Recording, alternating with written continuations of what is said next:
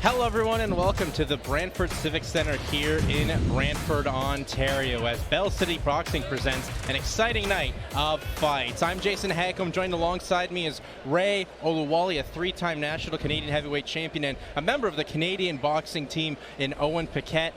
Ray, we have ourselves an exciting main event here for the IBC Welterweight Canadian Championship here. Bradley Wilcox takes on Larone the Jet Whyte. Two of the best fighters in all of Canada come together for this first title. It's going to be impressive. It's a close-knit fight. I have no idea which way this one's going to go. And for like the Wilcox family, obviously well-known family full of fighters. For Bradley, this is the first time he's really the solo focus of the family, fighting for his first title. And when you fought for your first title, talk about the nerves and the expectation, the experience that Bradley will feel when main event time comes around. My scenario was a little different in that when I fought David Cadu, it was revenge. I had fought David. I was winning the fight single-handedly, and I got caught in the 5th round because of a stupid mistake I did. And it was a bad knockout, too. It was a fight of the year. Everybody on God's green earth was reminding me of the fight. It took me 2.5 years to get the rematch, but when I did, man, I trained like a madman for it, and I was laser focused. I'm hoping that Mr. Wilcox has the ability to shut out all the surrounding sounds and audience and the cheering and whatnot, and just get down to business. As well for Larone, the Jet Whyte here. He's a guy that's 6-6-1. This is a real breakout moment for him to really solidify himself and get a win against an undefeated, highly ranked prospect in Bradley Wilcox. And he cannot. I can't take anything away from Larone. Larone is actually he's a true warrior. He's a true competitor. Very strong. Don't let the record fool you. He is very capable. And this is why I'm saying this can go either way, because Larone has something to prove that he's not a schlep, and he really isn't. And then you have Wilcox, who also has something to prove, because he comes from a boxing family, and you know he's easily dulled out by the flashing lights of all his brothers and whatnot. Now it's for him to stand up and shine and whatnot. It's going to be a lot of pressure on him for this fight. And it's, like I said, Larone's a serious competitor. He's a serious test. Let's see what happens. That's our main event. It's one of the best fights you'll see probably throughout all of Canada here in 2023. And Owen, there's a lot of local connection here in Brantford. Two fighters from Brantford, Ontario, in Jennifer Williams and Darren Fletcher will be competing tonight. Yeah, it's going to be an awesome fight for both of them. It's awesome to have local boxers on the card. It's amazing that we got two, and Darren, he's got that long reach, and I've been able to spar him a few times, and he's a very skillful boxer, as well as Jennifer. I've watched her. She had a very successful amateur career, and she's doing very well in the pros as well. So it's going to be an exciting night. 6 exciting fights for you right here on Rogers TV. So stay tuned for a great night of fights.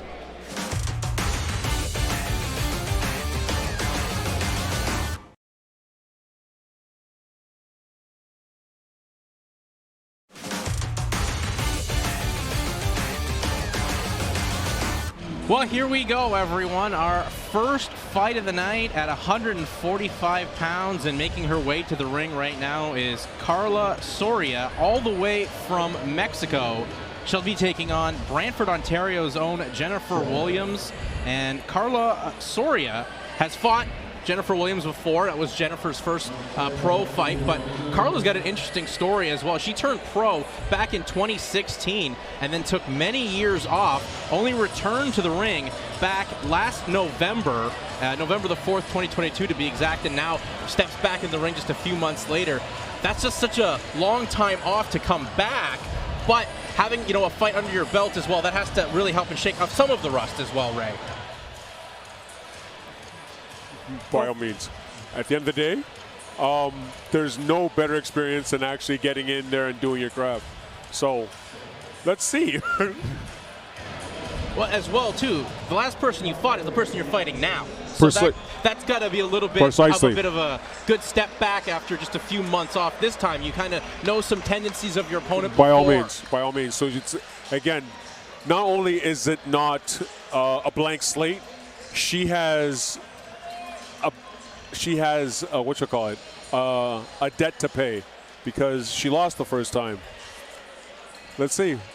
Let's see. You know, when we were speaking there in the intro, you talked about, you have been in the rematch experience. Exactly. I'm telling you, it keeps you up at night.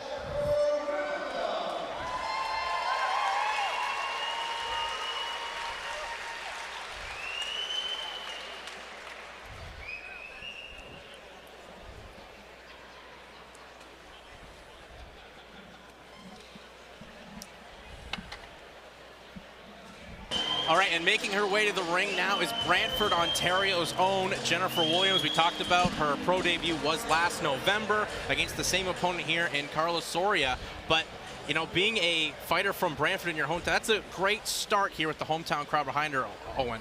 Oh, it's amazing. It's an amazing feeling, and having your family and friends being here to watch you, and having a familiar opponent is definitely something nice, but also something scary because she's obviously been working on things and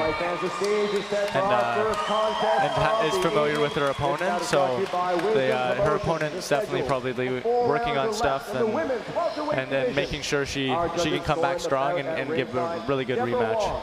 Jasper Kujavsky and Steve Weisfeld. And the referee in charge once the bell rings, Dave Dunbar. Introducing first on my right, fighting out of the blue corner and tonight wearing white trimmed with green. Her official weight, 145.25 pounds. She enters the ring with a professional record of 1 win with 1 defeat. Hailing from Chacamac, Mexico, ladies and gentlemen, here is Karla Soria!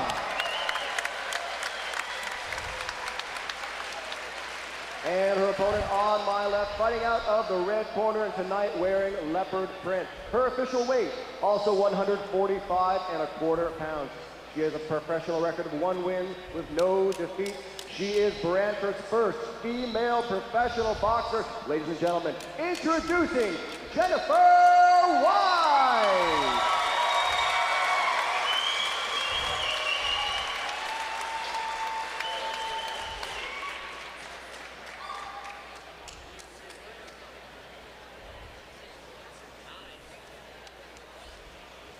Ladies, we went through the rules earlier in the dressing room. I expect a good, clean fight. Obey my commands at all times. Protect yourself at all times. Belt line is here. Belt line is here. There or above will be considered good blows. Are there any questions from the corner? Talk to me. Touch gloves down, driven. Ladies, mark the bell.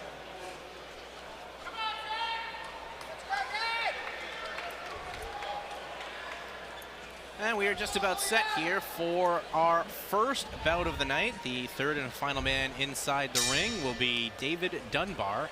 And bounce sounds, we are underway. Oh, good right hook there from Soria. Williams really pushing the pace early. And that was a good left hook there from Williams. Soria looks like a completely different fighter than the first fight. She's getting put up against the corner here, and Williams just teeing off. Oh. Good clinch coming on here. And fighting out of it, though, too, is Williams. And that's got to just go to the fact that if you already just fought this person a few months ago, you kind of know the ins and outs. Precisely. And like I said, Karla has a debt to pay. Nice try. Well, she tried there, slipped the first punch. Did connect a little bit there in the second. Good left hook as well from Williams. Just good poise from Williams, taking the center of the ring. Landing these good combos. Oh, there was a good exchange there from Soria. Soria fires back, and as well, guys, too, the pressure, too, being the first female pro boxer from Brantford in your hometown fighting. But there's Williams, gets a little bit on wobbly legs, bounced off the ropes. She just slipped a little bit. As Soria tries to exchange there, doesn't quite unload. And Williams is just looking for those counters there. Soria is looking for the counters also. And Jennifer came out very eager. Yeah, she's not solely looking for the counters. And Jennifer right now trying to really once again push the pace and get the better exchanges. Yeah. Picking those punches. And there we go. Very entertaining opening round here. Great round for Williams. Ray, what did you like so much from Jennifer Williams to start that round? She started off the fight punching, using her reach, punching long punches, keeping this woman off her. But then she closed the distance and made it competitive for some reason. And Sonia is actually trying to counter. You can see the big difference I see from her first fight was that she was initiating before. This time she's sitting back waiting and throwing haymakers, which live by the sword, die by the sword. Good luck to you. Williams's defense, her hands are up. She's going to have a long time, a hard night if that's her strategy. But still, better than before. And Owen, if you, just as the second round's about to start, what changes would you like to see made from Soria? Definitely more punches as Jennifer is coming in. Jennifer has been coming out very eager at the start of each round, so if she sits back on her punches right at the beginning, she should be able to land a big one like we've seen in the first round. And once again, Jennifer does those quick combos. Her footwork's really impressive as well. Now, and you've sparred Jennifer before, I believe you were saying before. Yeah, when I was younger, and then my main sparring partner from Bell City has been Darren. They're both very, very skillful boxers. And we'll see Darren Fletcher later on in the evening. There's a good combo from Williams that lands. Wow, great shot, good Williams. Exchanges, and Williams again. Yep. She likes to make it dirty as well. We've seen she can be technical, but when it's like a street fight, that's kind of her bread and butter. And that just also still comes too from just how young she is as a pro. Just one official pro fight under her belt. Exactly. Now Soria's trying to come forward. Oh, there was a good 1-2 that really rocked Soria. Yeah. Soria now fighting off the ropes, trying to get that separation. But Williams once again backs up and takes the center of the ring.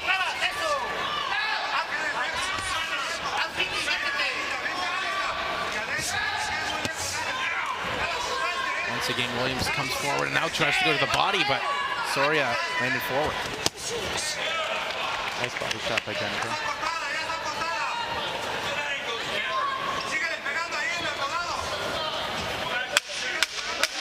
Plus, as well, with these women's fights, they're 2-minute rounds as opposed to the 3, so that makes the action have to be a little bit more hotter and heavier. Yeah.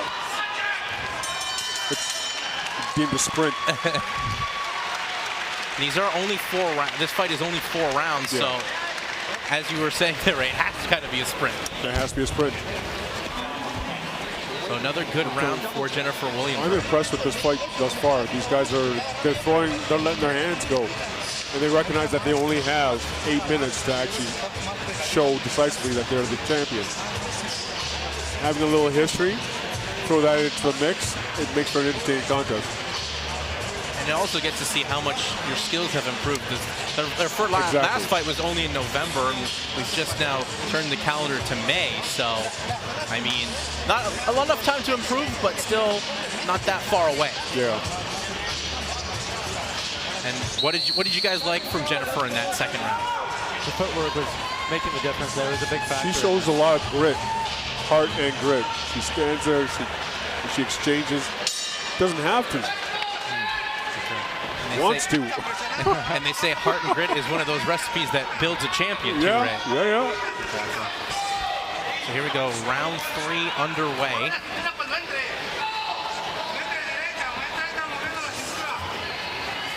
Okay. Now this time Williams kind of wants to just box a little That's bit exactly it. Making her miss. There you go. And Ray, how hard is that as a pro when someone came out the first couple rounds, brawled a little bit, but now they want to be technical to adjust to if you're Soria. Oh, Soria landed a good shot there. Soria tries a big overhand right. Soria wants to fight. Well, she didn't come all the way from Mexico just to tap dance around. Yep. She wants to box, and now she's getting having the most success she's had in the fight so far. She's got Williams up against the ropes. Williams in a good clinch right now. And finally, referee David Dunbar gets the separation.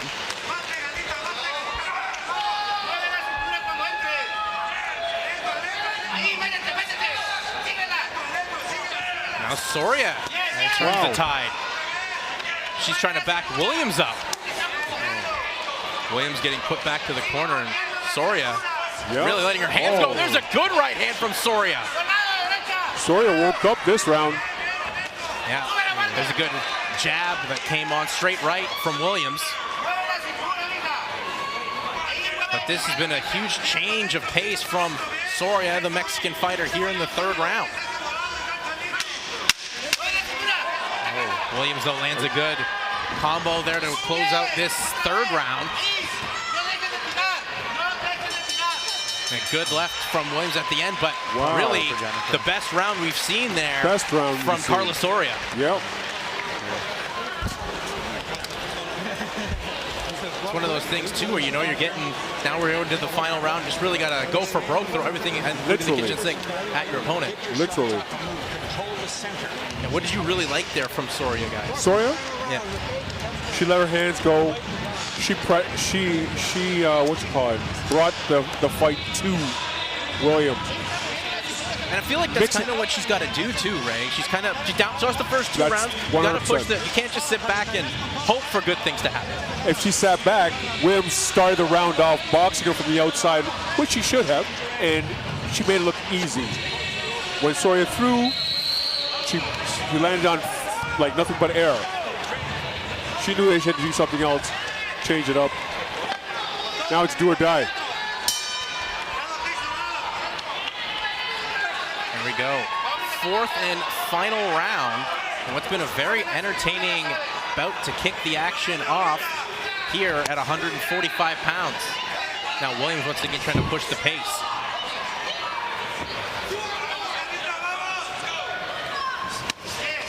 Good left there from Soria. Soria just keeps slugging her way through.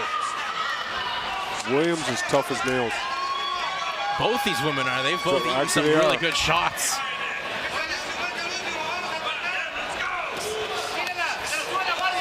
Nice shot for Jennifer. And Jennifer Williams doing well there, getting in and out. There's a good left that really rocked the chin. Making the adjustments from the last round. And that's really what it's all about, especially so early. What adjustments can you make between rounds so early in your career? Exactly, and only 4 rounds to do it. Yeah. It's very tough, but Jennifer's doing a good job. That's a true sign of a polished and educated fighter. It's common to see a fighter with a specific style. A true champion, you'd see them actually would change up their styles partway through the fight. Exactly. You know, there's the old Mike Tyson quote, everyone's got a game plan until they get punched in the mouth, and Williams got punched in the mouth a lot in the third round. And there's Soria once again coming forward, landing some good shots. Good hook there from Soria. Williams trying to push back. Williams fighting out the break.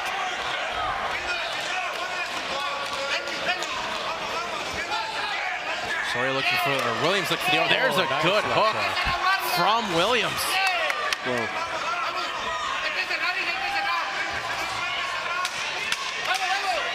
10-second clapper. Will these women throw down to a fiery finish? And they'll try to, but there goes the bell to end this fight. And a very entertaining opening fight. First fight.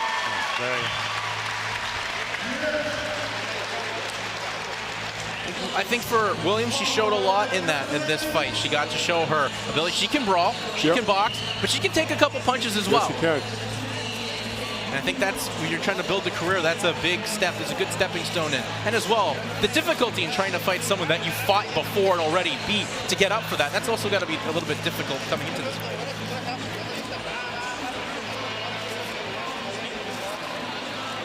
And for Soria, she came all the way from Mexico, and she fought her heart out. She fought well. And she did a better showing today than she did in her last fight with Williams. I tip my hat to her. She started off the fight. Williams got the better of her. Last 2 rounds, it became so much more competitive. Now, Ray, this fight's going to be hard to actually judge. That was what I was going to get at. 4 rounds, very close fight, especially Williams took the first 2, I would say for sure. Soria for sure. Soria for sure took the 3rd. That 4th round could be really a deciding factor of this fight. Most definitely. How do you see this one going down, guys, on your unofficial cards? I'll start with you, Owen. It's a toss-up. I would give it to Jennifer because she was competitive throughout the whole fight. She came back whenever she got hit. She made sure she made an impression after. So I have Jennifer. I as well. It's just with the short amount of time, as we talked about, this is unlike most fights in boxing. It's a sprint, not a marathon. Both women had to show their best, and I would say Jennifer Williams did enough using the boxing and the brawling, but you never know how these things go. Exactly. I can see it going a draw. I personally think that Jennifer did enough to win, to pull off a W. Ladies and gentlemen, we'll see. It could be a draw. So any which way, shape, or form, it's a win for Soria. Scoring at 39-37. Your winner by unanimous decision, Jennifer Williams. So Jennifer Williams wins a unanimous decision. She goes now 2-0 to start her pro boxing career. 2 wins over the tough Karla Soria from Mexico. Yeah. But she evolved in this second fight as opposed to the pro debut. She did. She got tested and she persevered. It's progress. And that's really what it's all about, especially so early in the career. She's under the tutelage of the general himself, Bill Williams. And it's always important to have great people behind you and building. He's been in the game as long as I've been alive, so. Bill Williams has forgotten more about boxing than I think most of us will know. Most definitely. Let's take a look at some of the highlights here of this opening bout between Jennifer Williams and Karla Soria. Yeah, just amazing. Amazing work. See this boxing with a long range? And especially coming back after those hard punches landed, Jennifer did an amazing job of showing that she was competitive and coming back and getting the W. Yeah, there was a lot of moments there where Soria did clip Williams with some good rights or lefts, but Williams was able to adjust, push forward, and then control the rest of those rounds, other than the 3rd round, really. But it was a great performance for her. And you know what? Give it up as well for Karla Soria to come all the way back to Canada to fight someone that you've already suffered a loss to and try to get that win back and really have a better performance for her as well, too, Ray. Exactly.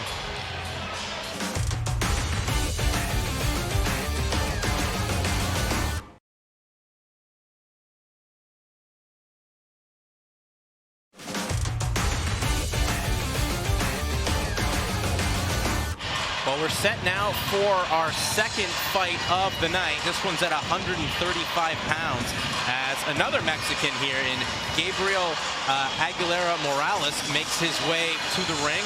1-1 as a professional, but once again, that Mexican spirit is always some of the biggest flavor of the sport, just the will for these Mexican fighters. They push forward, and they're always looking for opportunities outside of Mexico.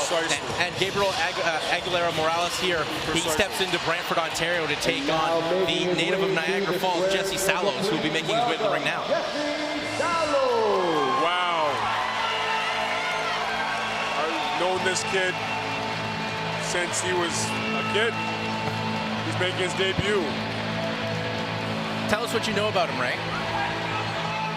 He's pretty much family. My first professional coach the late great Hank Boone was his uncle, or sorry, granduncle. So there he comes. It's, as you said, Ray, Jesse Sallow's making his pro debut from Niagara Falls. And sensational fighter, sensational. Had a really nice amateur career. I'm so happy for him that he actually made the transition. It's been a while. He's a big, he sits down on his punches, he slugs. All right, ladies and gentlemen, Wisdom Promotions presents 4 rounds or less in the lightweight division. Your 3 judges scoring this bout from ringside: Jonathan Boucher, Martin Galida, and Steve Weisfeld. And once the action begins, your referee, Floyd Porter.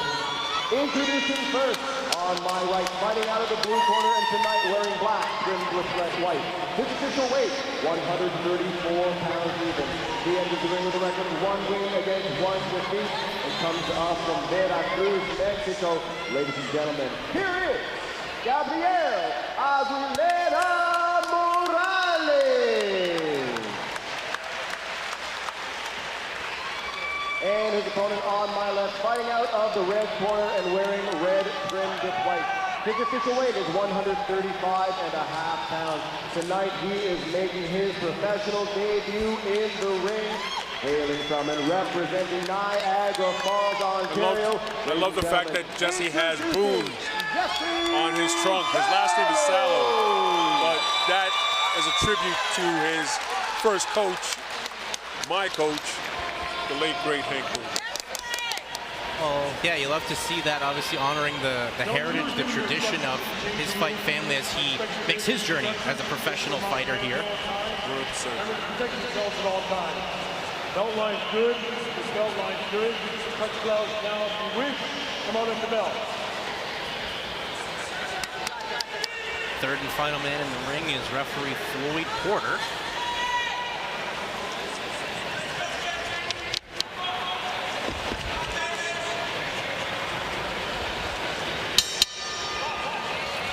So here we go as Morales tries to take the center of the ring early.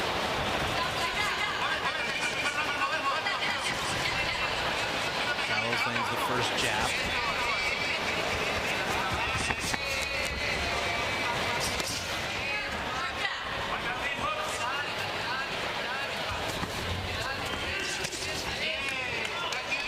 And for Sallows too, Ray, obviously you said you've known him for a while, long-time amateur. How hard is it to make the transition now as from an amateur to a pro? The game is different. The game is different in the sense that in the amateurs, pity-pat shots, score points, they don't necessarily count as in the pros. You have to sit down a little more. You need to commit more to your punches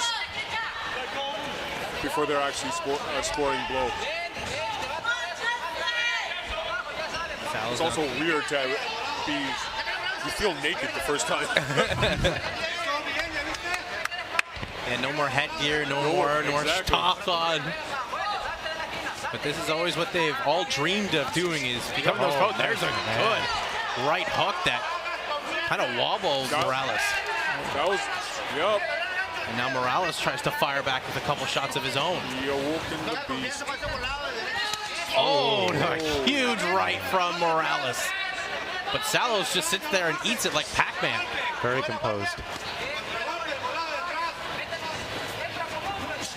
Oh, nice left hand. Yeah, good left hand there from Sallows.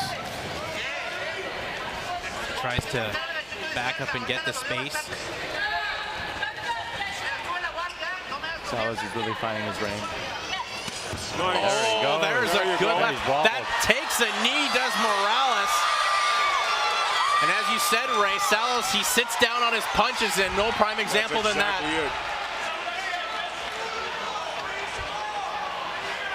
Takes the 8 count, does Morales. And nothing better than your pro debut, your first round, you get a knockdown. Yep. So now Morales just really winging those punches. Swinging. But it's desperation. He's definitely leaving his chin exposed as that's going to happen.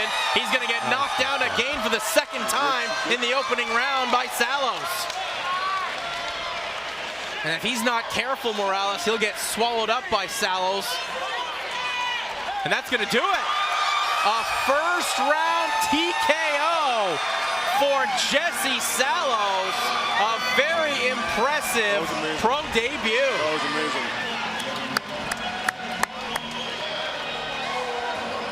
Oh, and as you said, Sallows found the range and was able to sit on his punches and just land them at will. Very accurate, very accurate.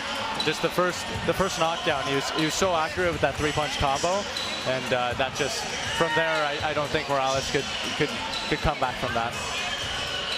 The first real big punch of the fight, too, Morales kind of got hurt and wobbled, and then he kind of became extra aggressive, but left his chin out there, and that's just an easy target for someone of Jesse Sallows' caliber to just really have target practice on.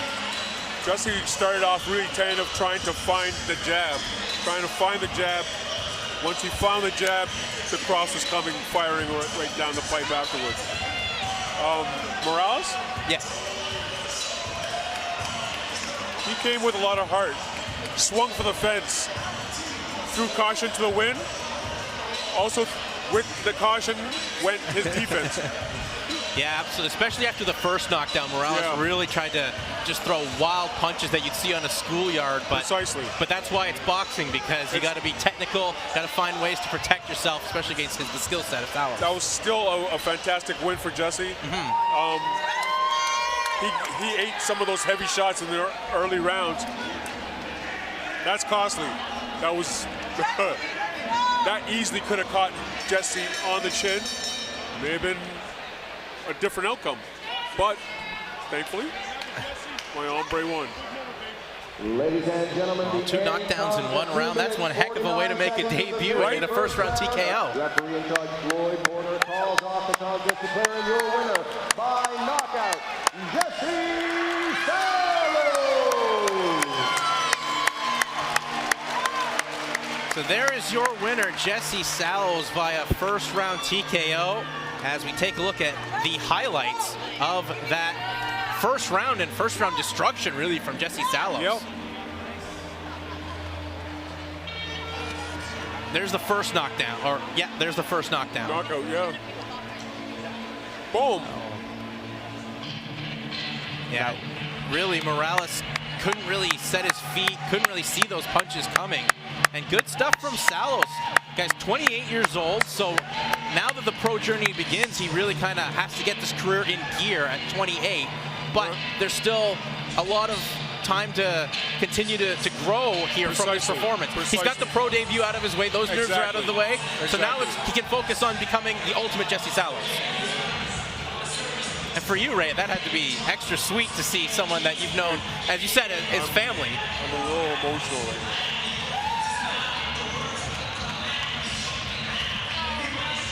That's a great moment for Jesse Sallows, and to come in and have a performance like that in your pro debut, get 2 knockdowns, get the stoppage. Sky's the limit right now for what Jesse Sallows can do. 100%. He had a brilliant first fight. Stayed composed, stayed calm, waited for it. The opportunity came. He took it. I didn't ask for much more. And just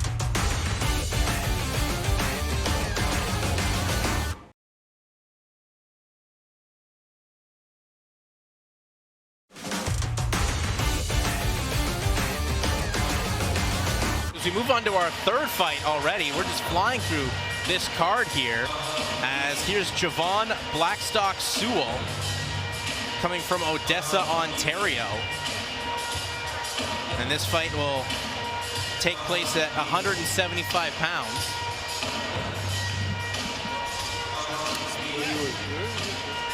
As Ray gets love from the entire team of Javon Blackstock-Sewell.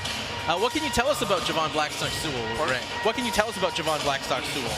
I don't know him. I don't know him well. I don't know him at all, actually. And now about to make his way down to the square circle, please welcome Drake Olszewski.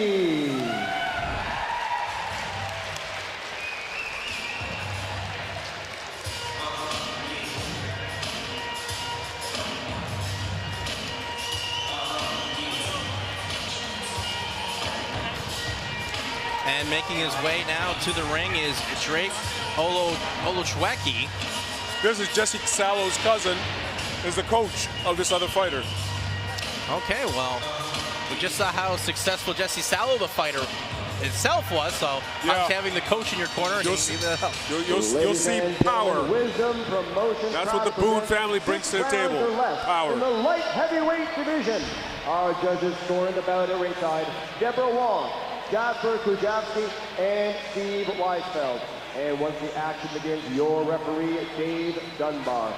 Introducing first, on my right, fighting out of the blue corner, and tonight wearing black with red. His official weight, 175.5 pounds. He enters the ring with a professional record of 2 wins against 2 defeats, 1 win coming by way of knockout. Hailing from Kingston, Ontario, ladies and gentlemen, here is Javon Blackstock-Sewell. And his opponent on my left tonight, fighting out of the red corner, and tonight wearing black trimmed with gray. His official weight, a trim and ready 173.75 pounds. He enters the ring with a record of 1 win against 2 defeats, fighting out of Hamilton, Ontario. Ladies and gentlemen, introducing Drake Olchowecki.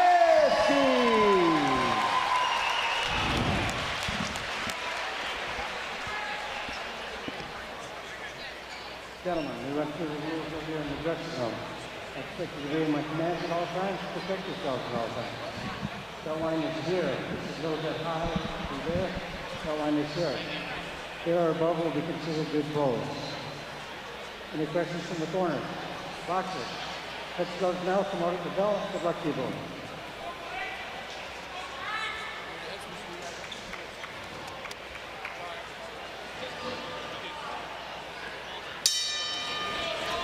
So here we go, round 1.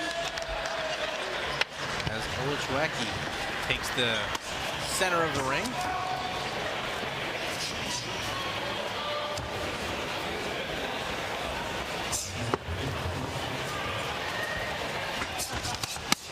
One of these fights too, where Blackstock-Sewell, he's a 500 fighter, 2-2, and Olchowecki 1-2-1. So both guys really trying to prove something, not only to their opponent, but to themselves. Precisely. Oh, that was a good right hand there from Olchowecki. Swing and a miss that time from Blackstock-Sewell. Goes to the body nicely, though, does Olchowecki.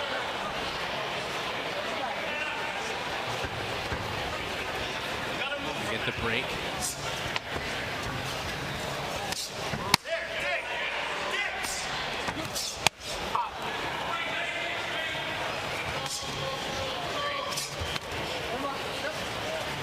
Normally in these opening rounds, sometimes you see the feeling out process. We haven't seen that at all tonight. No. Not at all. These fighters, they have somewhere to be. Yeah. And that does not change here as well in the opening minute. Oh, good uppercut from Blackstock-Sewell as Olchowecki trying to clinch and hold on for dear life. That punch definitely got his attention. Jab though from Olchowecki. Now he fires back with shots to the body.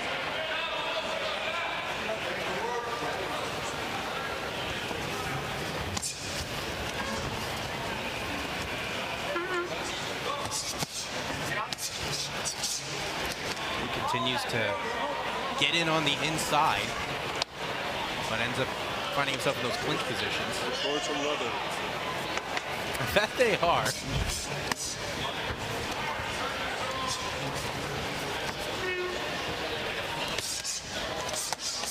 Good uppercut again there from Blackstock-Sewell. That short little uppercut he's got to watch out for. First one that landed really got Olchowecki's attention.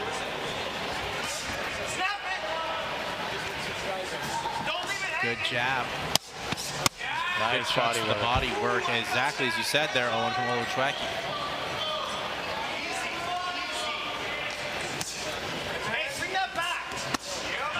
Good work, body work again. That one may have hurt Blackstock-Sewell. It's very smart. These body shots are going to take its toll. It drains you. everyone knows, you know, they always love the guys headhunting and getting the highly real knockout, but the work to the body always the most important because it leaves the head to fall for those big knockouts. And there's the end of the first round. Once again, as we were saying, another great opening round here between two good up-and-coming prospect fighters. What was your guys' takeaway there, Ray, in the first round? Both came out guns a-blazing. I'm interested to see if these guys are able to go the full distance, or are they going to blow their wad and fizzle out? And from you, Owen?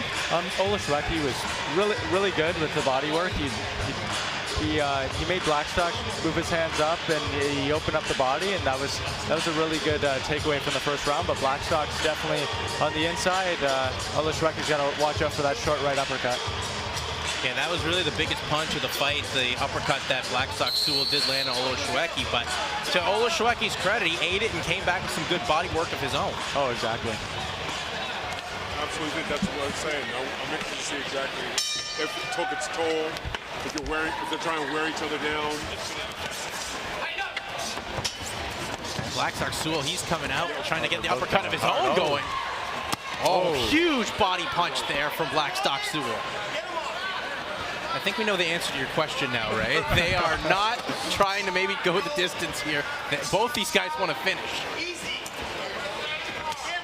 Nice body work. And once again, Olszewecki goes to work on the body.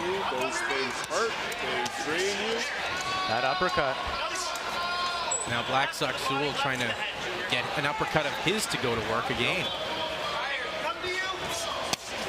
Nice body work. Oh, those body shots. They just crack ribs. Landing flush too. They're hurting me, and I'm just calling the fight. That's a nice right hand by Blackstock.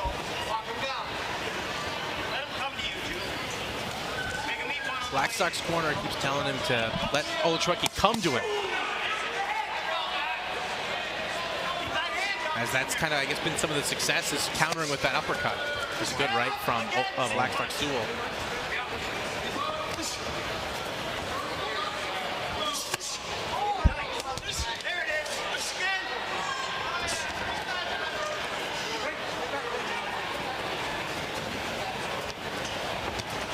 Good shot to the body again from Blackstock-Sewell, and went up to the head as well. Oh, nice body work. Big body punches from Olszewecki. Body assault. What we were talking about too in the first fight with Jennifer Williams, just the ability to change your game plan up. But so far, both these guys kind of have their game plan. They're sticking to it here. They're here to exchange. Blackstock-Sewell with the uppercut and Olszewecki with those body punches. Blackstock-Sewell, Ray, is starting to breathe a little heavy from the body punches.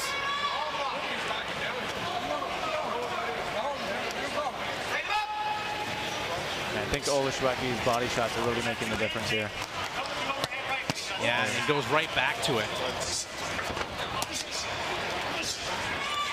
Once again to the body, but good combo as getting bullied off, though, was Blackstock-Sewell from Olszewecki. Oh, wow. He has that all day. He has that all day. He works. Devastating body work from Olszewecki. We get a break. Want to watch the clash of heads there.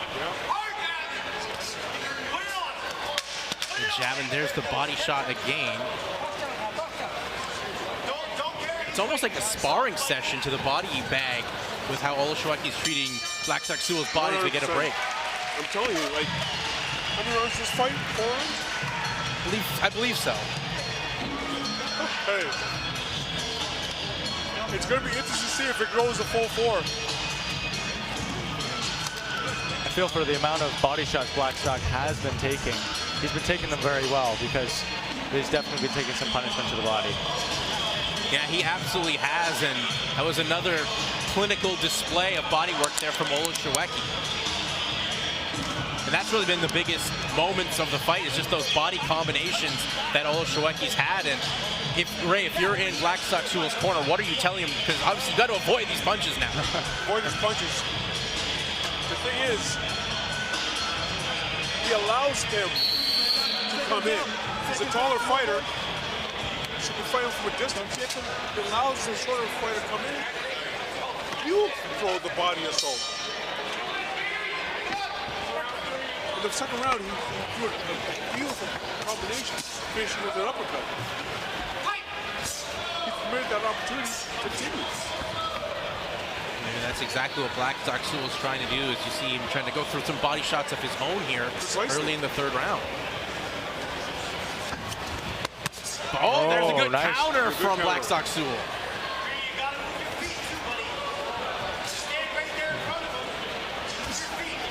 Now, as well, Blackstock-Sewell's corner saying that he's being a little too stationary. Yeah, be a target. Be a target.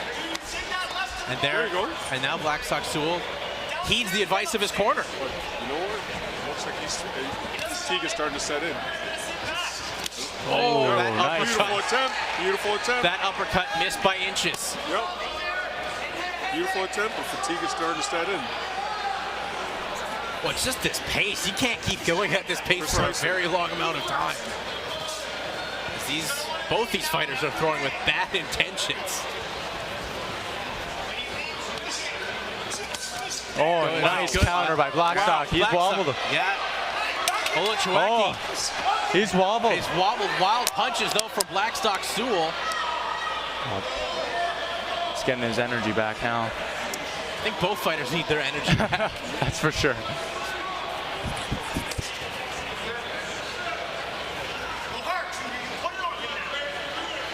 Well, it's been the best round so far here for Blackstock-Sewell. Very competitive round. His corner tries to tell him to be first, and he did the advice before of getting some movement going. Yeah. And guys, obviously you've both been in the ring many times. How hard is it sometimes to hear your corner and take that advice? Oh, I don't hear anybody. Same here. I got an angry man coming at me. I don't hear it. Fair enough. I think that can put the displeasure of, why are you listening to your corner from the fans at home? Because there's a guy trying to knock my head off. I'm a little preoccupied. Blackstock-Sewell again with a good jab. Actually, I still for the life of me don't understand why coaches yell instructions from their corner during a fight. When they're yelling in English and your opponent speaks English. Exactly. I'm just going to do the exact opposite of what you said. Nice good left punch. hook. Yeah. Good left hook from Olchowecki. The body work. Now, that hurt him. He's starting to change the pace. There we go. He's finishing this round strong.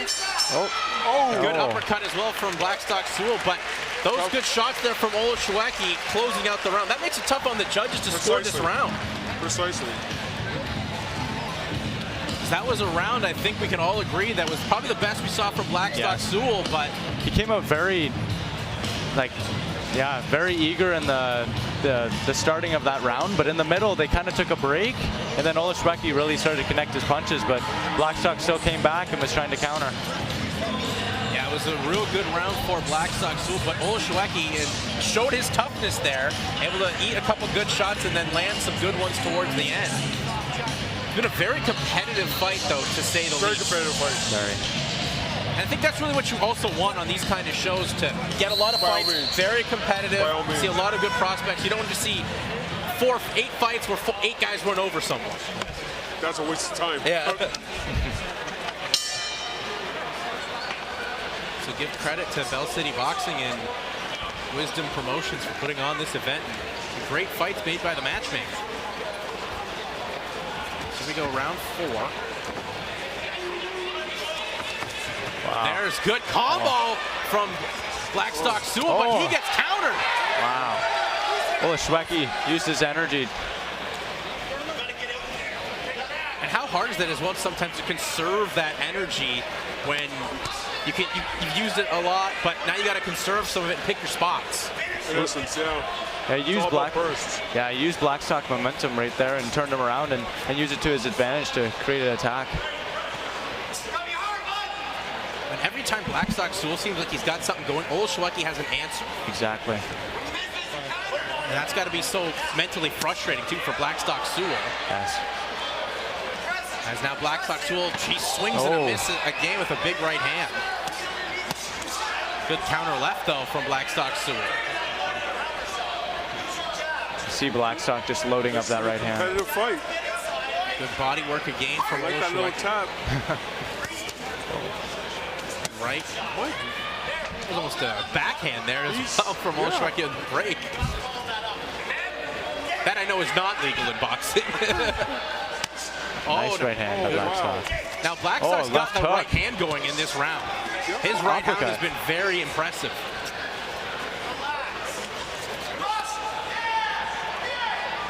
It's just back and forth. Just insane pace for this fight. Well, Ray was wondering what kind of fight this would be. Would they burn their energy out? Well, they have not so far. Wow. They must got a bunch of Energizer batteries in their back pocket. They keep going and going. They surprised me. I'll give them that.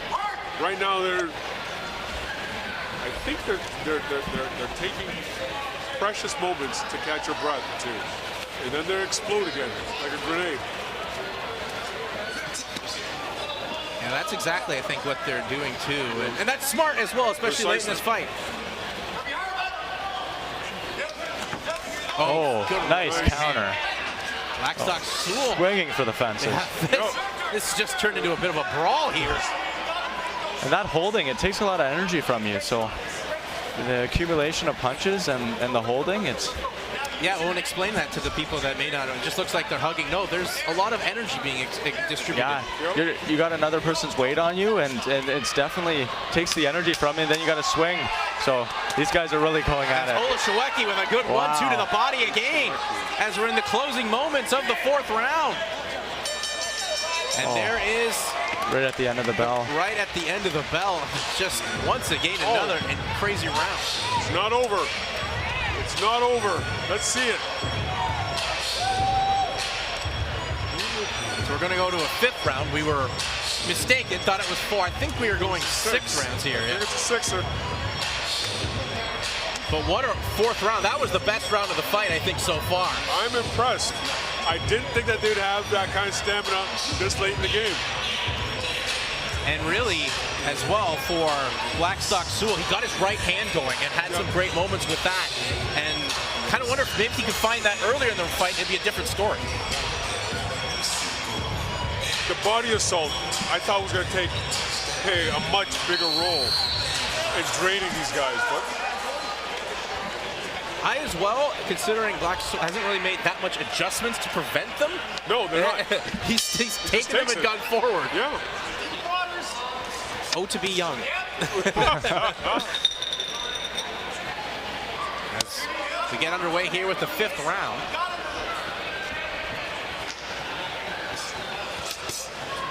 An uppercut from Olszewecki. He's loving those uppercuts. Well, now Olszewecki's really pushing the pace forward here in the first 30 seconds of the fifth round.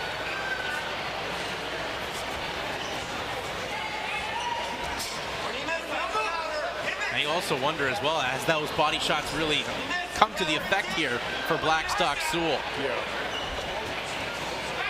He hasn't had that explosiveness that we saw in the last couple rounds. I think he's just waiting to explode. He's conserving his energy.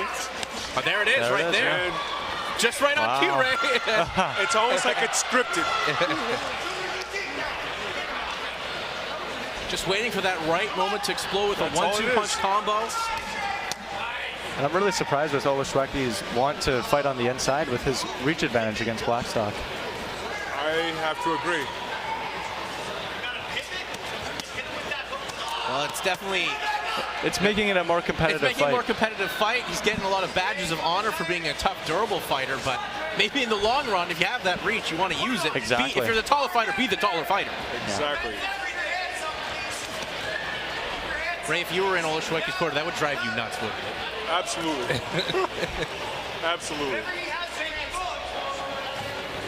it's giving Blackstock the opportunity to get back in the fight, and yeah, we've seen that in the later rounds now that Blackstock's been landing his punches, and so being on the inside, it's difficult as a taller fighter. Oh, nice jab from Blackstock-Sewell. But Olchowecki, once again, he'll eat a punch to give a punch. Yeah. I guess you could say the same for both fighters. They've been eating a lot of punches and throwing back their own way. Oh, there's a good uppercut from Olchowecki.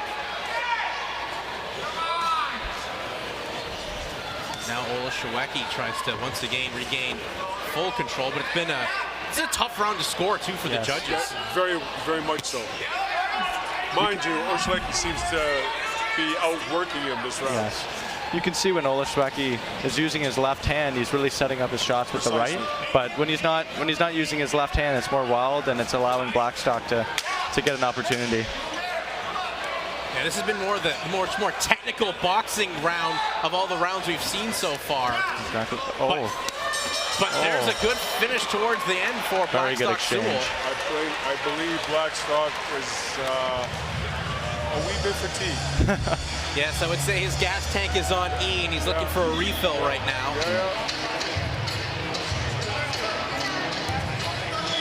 But you can see the boxing skill that Olchowecki had there in the 5th round, was able to cut the ring off and push really Blackstock-Sewell around for those 3 minutes.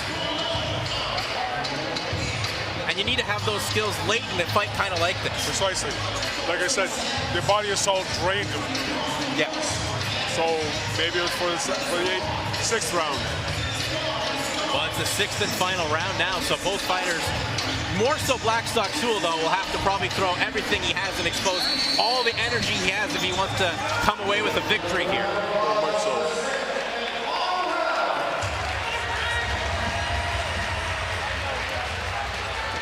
But what a fantastic fight we have seen though.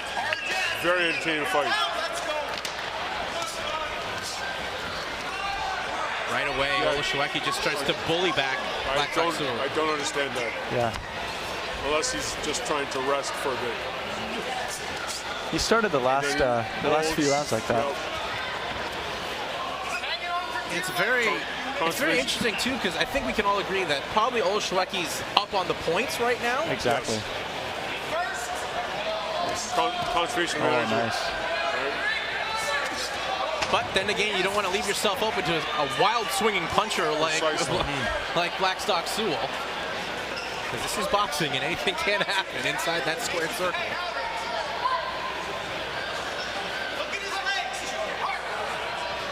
Looking for any opening here is Blackstock-Sewell. You can see Olchowecki at the start of the rounds, he closes the gap, but now as the rounds go on, he's starting to use his range. But he always finds himself in the clinch.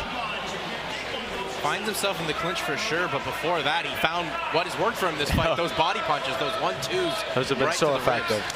Oh, good that right uppercut. Walking into that uppercut. Yes.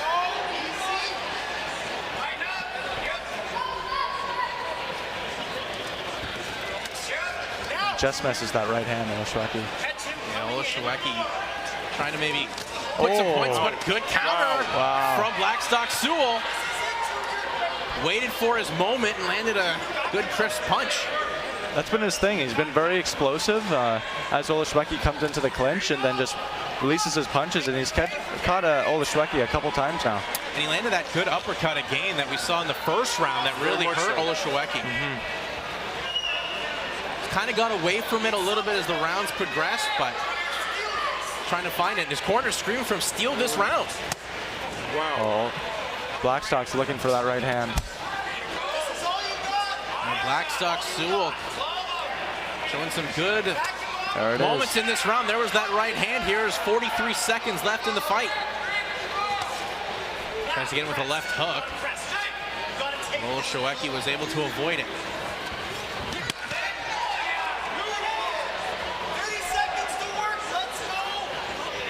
Olchowecki looks like the more tired fighter right now. Yeah. Which is kind of surprising. He got caught with some big punches that drained him. Blackstock-Sewell is a heavy-handed puncher. That for sure. His cardio is really surprising me. Those body shots, would have thought had more effect. I'm impressed in both fighters, their ability to just lay it on the line here. As there goes the bell to end this fight. A very exciting fight at 175 pounds. Where, guys, both fighters had their moments. Yep. Overall thoughts on this fight, starting with you, Ray, because obviously great fight, but Olchowecki really set the tone with his body work. He set the tone. He worked harder than he needed to. He could have made this a lot easier with staying on the outside, but even with that being said, I think he did enough to take the W. Yeah, I mean, it's always up to the judges. You never know. Of course, but of course. I think we can all agree that I think Olchowecki's work, especially those works to the body, those were the most damaging punches of the fight, and they were consistent as well. It wasn't just one round; it was like 3 to 4 rounds. Exactly. Owen, your thoughts on this fight? I think Olchowecki made it hard on himself, but definitely did enough to get the win. But Blackstock did have his moments, but Olchowecki was overall the better boxer. Yeah, and this is huge too for Olchowecki because he's trying to get himself to be a 500 fighter. Yeah. 1-2-1 coming into this fight. You want to keep your career going, you got to get those wins, and that's a performance I think definitely worthy of a win. But it doesn't really matter what we say. It's those men around the ring that have the scorecards. It's really what they say and what they see. But a very entertaining fight here for the fight fans in Brantford. Dave Dunbar, that's one seasoned referee. Make our decision final. After 6 rounds of action, we go to the scorecards. Judge at ringside, Steve Whyte scores about 58-56 for Drake Olchowecki. Overruled by Jasper Kudacki and Gabriel, who both scored about 57-57. This is a majority draw. So we have a majority draw. I can see it, I can see it, I can see it. I can see it. I as well can, especially those late rounds from Blackstock-Sewell. Blackstock he stuck in some big punch combinations. The referee appreciates that. He gets the nod. I mean, good call, but it's tough for both fighters, especially for Olchowecki, where now you've got 2 draws opposed to the 1 win on your record. But as we look at some of the highlights here on how this fight was, as we look at the highlights here, where there's the body work from Olchowecki. But this is what you're talking about, right? The big punches from Blackstock-Sewell. That's what stole the round from him. He reminded me of, okay, I shouldn't say it. He reminded me of James Toney. James Toney didn't always throw big punch combinations, but he won rounds. Why? When he threw, he connected.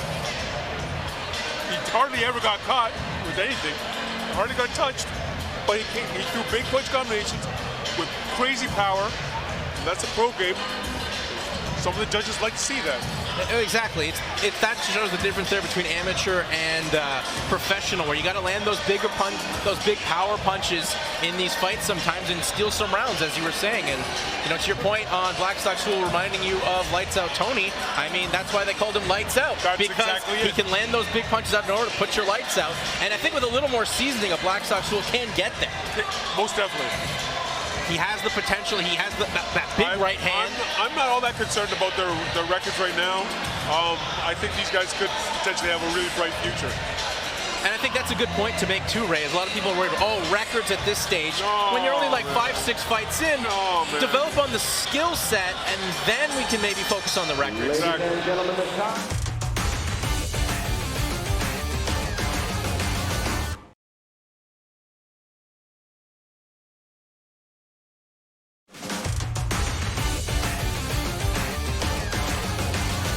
Now making his way to the ring, please welcome Gregory Miller.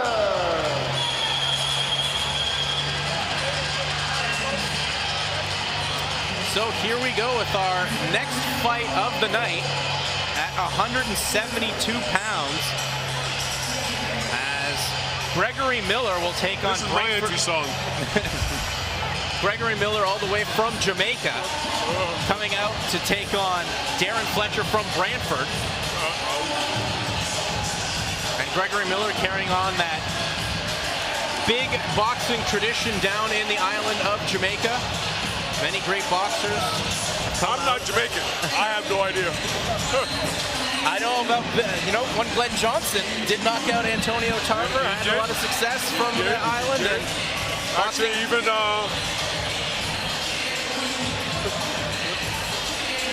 as he makes his way into the ring here. Even Trevor Burbank. Yeah. People look at him as Canadian. He was also very much Jamaican. As Gregory the Killer Miller is in the ring. And Owen, here comes Darren Fletcher, a guy that we were speaking off air that you sparred with in your really young days. Yeah, I've also sparred with him recently, but he's a very long fighter. I'm very excited to watch him, and in front of the hometown crowd, it's going to be awesome. Yeah, it should be very exciting, especially once again, a guy with a lot of fights under his record. Oh, exactly. A lot of experience in fighting in front of a hometown. That should really be the spark right here for one Darren Fletcher. Precisely. All right, fight fans, we are set to begin the next contest. Wisdom Promotions proudly presents 6 rounds or less in the light heavyweight division. Your judges scored in this bout from ringside: Deborah Wong, Jasper Kujavsky, and Martin Dalida. And once the action begins, your referee in charge, former welterweight title challenger Donovan Boucher.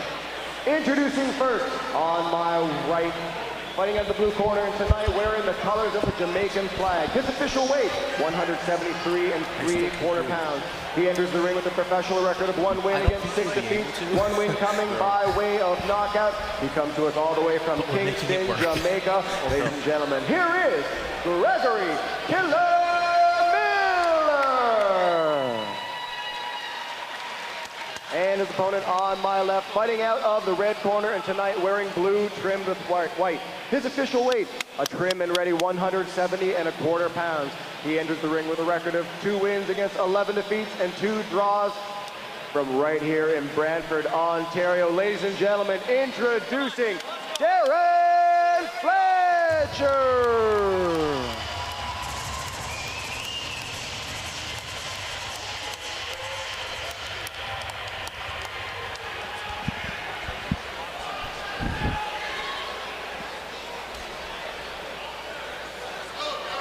Okay, gentlemen, listen to my command at all times. Most importantly, protect yourself at all times. Any question?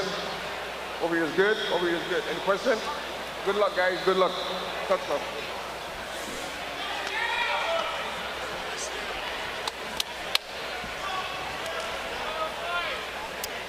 Third and final man in the ring, our referee, Donovan Boucher.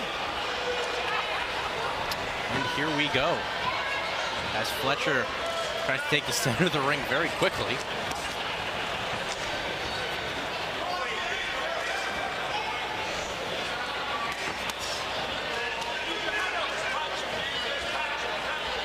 Good shots to the body early there from Fletcher.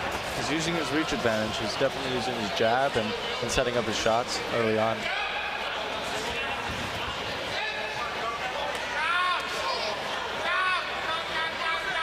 And I think we finally had our first feeling out process.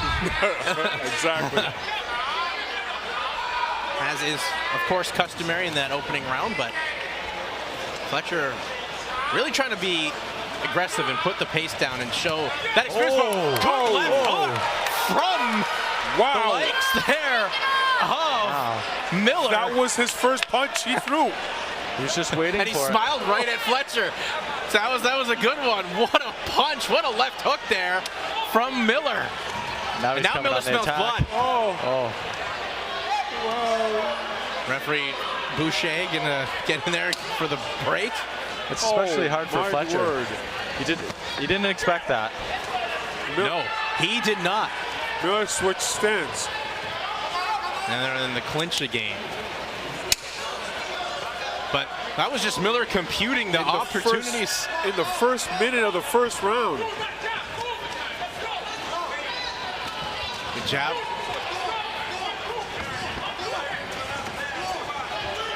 Now we're seeing Miller really on that attack. Well, I think that's obviously smart. I still think Fletcher's a little shook from that left hook that landed. He very much is. Miller's being smart though. He's picking his shots. He's not just going in wild. And the thing about these two fighters, they're both very experienced fighters in terms of age.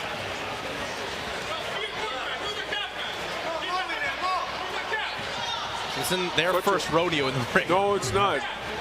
Fletcher needs to use that jab. Pump that jab. Fletcher needs to find a way to be the taller fighter. Miller just switched stance again. How difficult is that to fight someone that switches from orthodox Honestly, to southpaw? It's very difficult if you're doing it properly. He almost caught him with a nice shot there. He had the opportunity. I don't know if it connected, but if he twisted into that cross, it was an open shot. Again. Well, Fletcher's definitely maybe shaking the cobwebs off. Fletcher's technically, like, he's winning the round, except he has the knockdown. It's unfortunate. And it's a tough knockdown because that punch was very unexpected because Miller did barely anything in the first minute of that first round. Exactly. The left hook came out of nowhere. So I think that really caught Fletcher by surprise and woke him up, and because he had control of the fight in that first round. Completely. But it could have been a strategy to lull him into a false sense of pace or lack of pace. Yeah, he only explode on him. Exactly.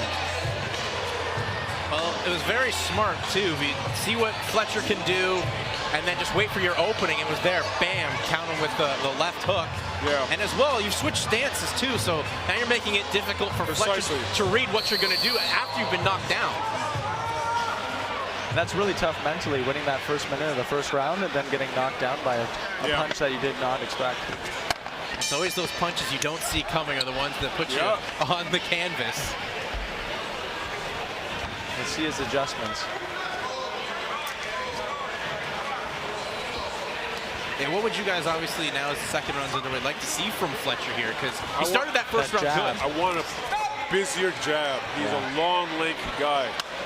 Pump that jab from a distance. And we've seen that in both fights with the bigger fighters not being the bigger fighter, not using the jab, fighting close when you have the reach, use it. Precisely. Good nice body shot work by there from Miller. Miller's being a lot more aggressive than last round. Yeah, Miller now trying to wear down good left again from Miller. Gonna watch the clash of heads. And there's a shot, just missed.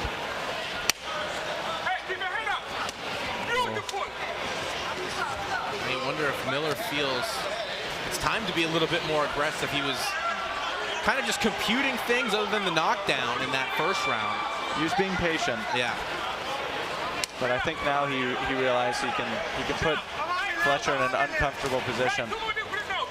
And we'll see if Fletcher can be comfortable being uncomfortable. Well, he's avoiding the big shots. Some of these punches could have been the end of the night. Well, it's impressive to see how Fletcher was able to bounce back as quickly as he had. Oh, for sure. That was a huge left hook in the first round. And for Miller, he wants to come back to Jamaica with the win in his back pocket. Most definitely. And an opportunity like this would be huge. And it looks like Miller may have been staggered there a little bit. I don't know if it was just a slip. It was a slip. Yeah, I think their feet got tangled. Yeah, this inside work is doing no good for Fletcher. There's 45 seconds left to go here in the second round. Missed the left again. Oh, there's a good hook that puts Miller on the canvas. He returned. Oh, beautiful left hook. So one knockdown apiece. One knockdown apiece. So it was a beautiful angle by Fletcher to get that left hook. And they're both left hooks too. So now it's 1-1. Well, we've got ourselves a fight now, ladies and gentlemen. I think Fletcher's connected more clean. Yeah. Let's see if Fletcher can unload. There's a good one for Fletcher. Miller is hurt. Miller's down again with the second left in the round. Wow. Miller pops up. Trying to shake this one off. And can he make it to see a third round?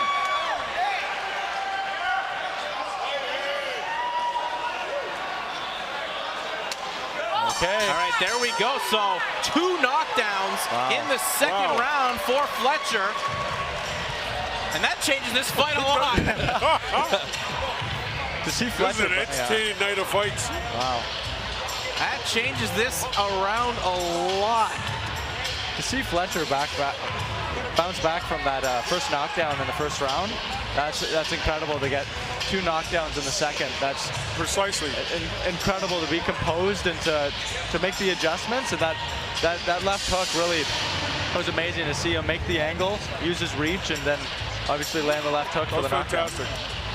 And as well, do you think what led to that knockdown? Was Miller being too aggressive, or just did Fletcher just find the right opening there with the left? I think it was a bit of both. I feel like Fletcher was making a lot of mistakes, and Miller was making a lot of mistakes, and Fletcher used his reach and made him pay. Exactly. And Miller's corner trying to take as much of the time, but the seconds are out, and the third round is underway. Our referee Donovan Boucher is going to keep a closer eye on this round. And there's a good hook again, right that time. And Miller is holding on for life. Yeah, Miller knows this could be the beginning of the end as he is hurt. He didn't really get enough time to recover between the rounds. You can see his feet right now. He's wobbled. Even coming into this third round. There's a jab. Oh, look at that! Fletcher is on the ground. As Miller, almost like it was a desperate time call for desperate measures as he puts Fletcher on the canvas. We're at 2 knockdowns apiece. Just as Fletcher was gaining even more momentum. Oh, he's coming in. And now Miller feels like it's time to live up to his nickname. Swing and a miss that time from Miller. Oh, no. Fletcher is hurt. Fletcher's down. Fletcher is down, and they're going to wave it off. Miller from the brink of defeat to the joy of victory. All the way back to Jamaica. Jam done. This is over. You dropped something. Wow. Whoa. What a third round. What a fight. What a third round. Wow. We were almost calling for the end of Miller just as that third round began, as he looked extremely hurt, got tagged in the third, and then Miller dropped Fletcher twice. Wow. What a beautiful straight for that first knockdown in the third round. Unbelievable. Wow. And this is why combat sports is the absolute best thing in the world. Anything can happen. Just as I was saying, we were all out here almost like this is the end of Miller. Well, this was exactly. And then Miller puts Fletcher on the canvas. Well, what was the knockdown count?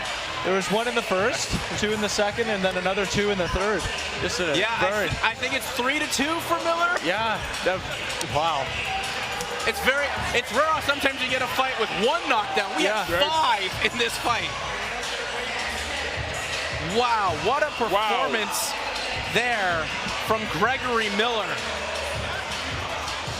Well, he felt the need to kill the fight and end it.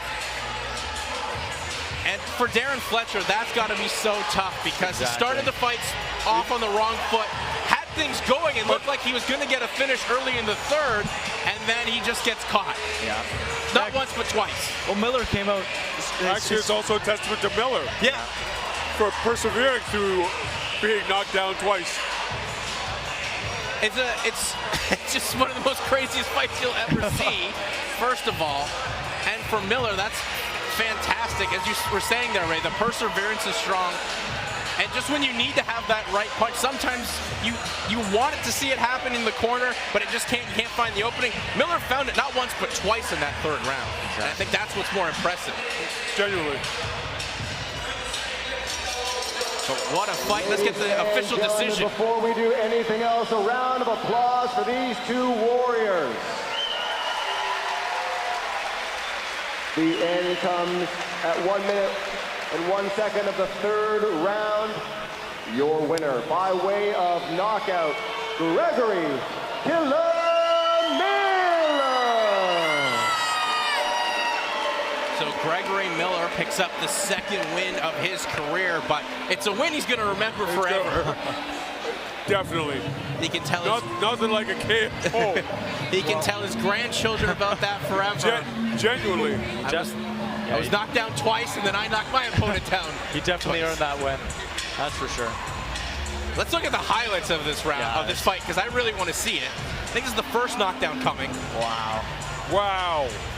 It's good left hook almost to the side of the head of the equilibrium. And then this is how did he survive that? That was a beautiful knockdown by Fletcher.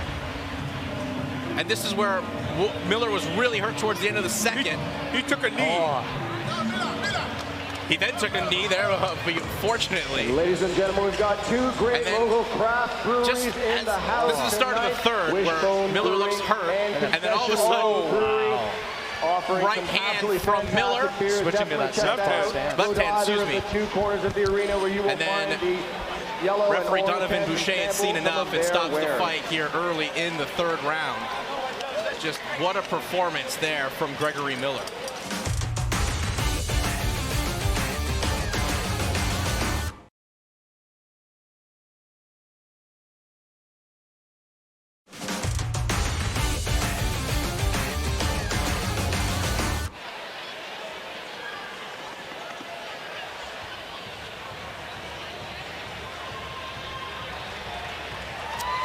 Well, we have reached the stage of the card now. We are at the co-main event for the CPBC Eastern Canadian Championship. As making his way to the ring right now is Marco Zalia from Niagara Falls, Ontario. Record of 6-1-1. And this is always a big important fight. Really a first opportunity for some of these guys to win some championships.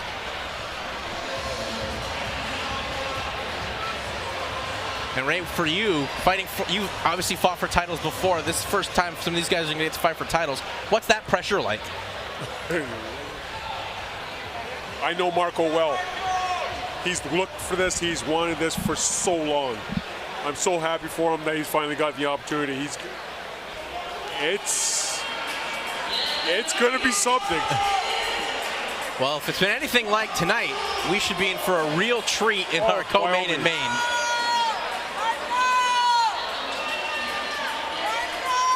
And now, as you can see, Marco has Jesse in his corner. He was part of Boone City Boxing.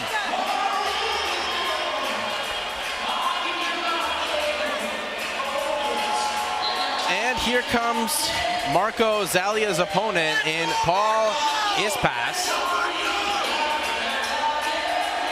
This for the CPBC Eastern Canadian title. And there you see the record of Ispas, 4-2-3. But a big opportunity for both fighters here. And for Ispas as well. You know, this is a guy from a great fight town of Hamilton, Ontario. And he looks to pick up his first title as well, with some fight fans that didn't make it too far of a trek. Ladies and gentlemen, Wisdom Promotions. But let's make this one officially underway. For the Canadian Professional Boxing Council Eastern Canadian Junior Welterweight Championship. Your judges score in the bout at ringside: Jasper Kujavsky, Martin Dalida, and Steve Weisfeld. And once the bell rings, the third man in the ring, Floyd Porter. Introducing first, on my right, fighting out of the blue corner, and tonight wearing black trimmed with white. His official weight, 144.5 pounds. He enters the ring with a record of 6 wins against 1 defeat and 1 draw. 4 wins coming by way of knockout. Fighting out of and representing Niagara Falls, Ontario. Ladies and gentlemen, here is Marco Szalai! And his opponent on my left, fighting out of the red corner, and tonight wearing white, trimmed with red. His official weight is 144.75 pounds. His professional record consists of 4 wins against 2 defeats and 3 draws. 1 win coming by way of knockout. fighting out of Hamilton, Ontario. Ladies and gentlemen, introducing Paul Ispas!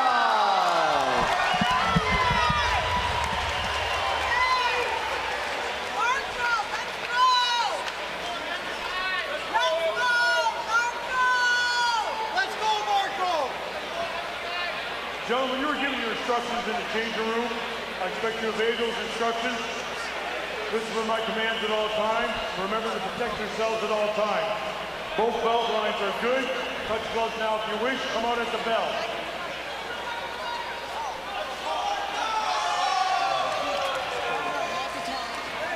Our third and final man inside the ring is referee Floyd Porter. Let's go, kid!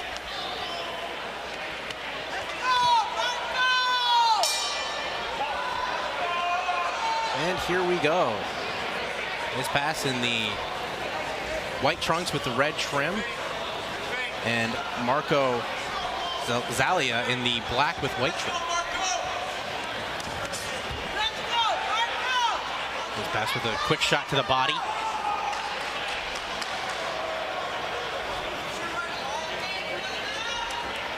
Once again, Ray, just the nerves of this being a title fight. That's got to be huge on both fighters. It is. Marko is really calm. He's not really pushing the fight whereas Paul is swinging for the fence. Yeah, Marko Zalia looked very cool, calm, and collected in the corner. Yeah. Oh, an iron focus, really. That's exactly it. There you go. As now Zalia trying to put Ispas back. Good uppercut there from Ispas.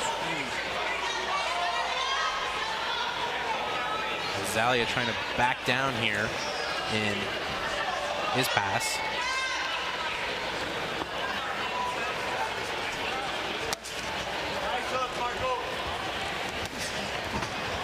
This fight is 8 rounds for the CPBC Eastern Canadian title.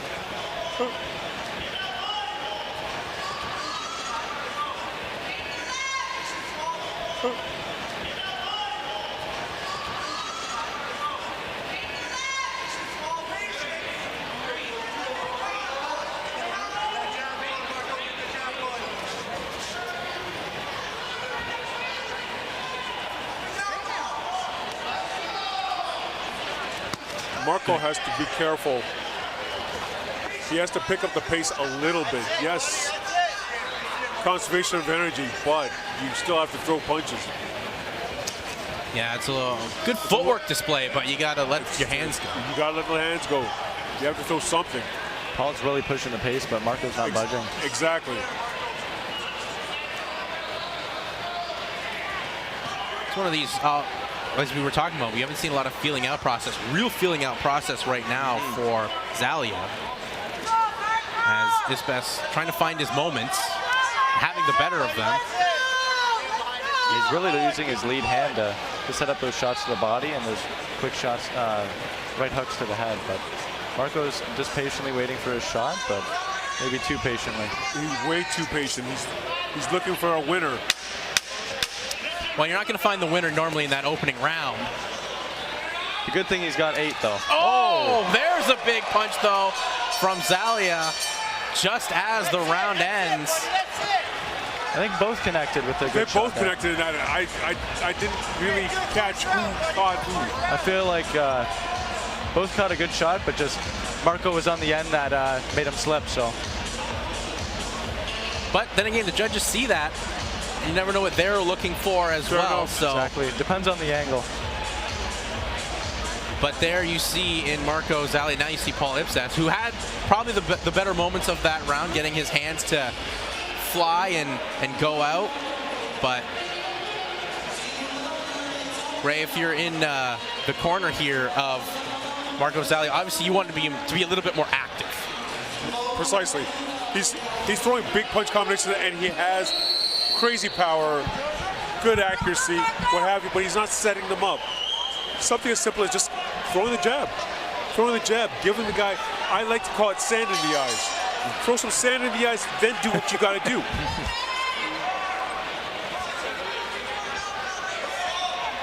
Busy with that jab.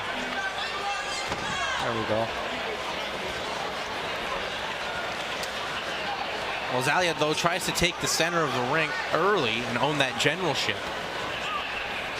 But still keeping his hands up against himself and not putting them on Ispas.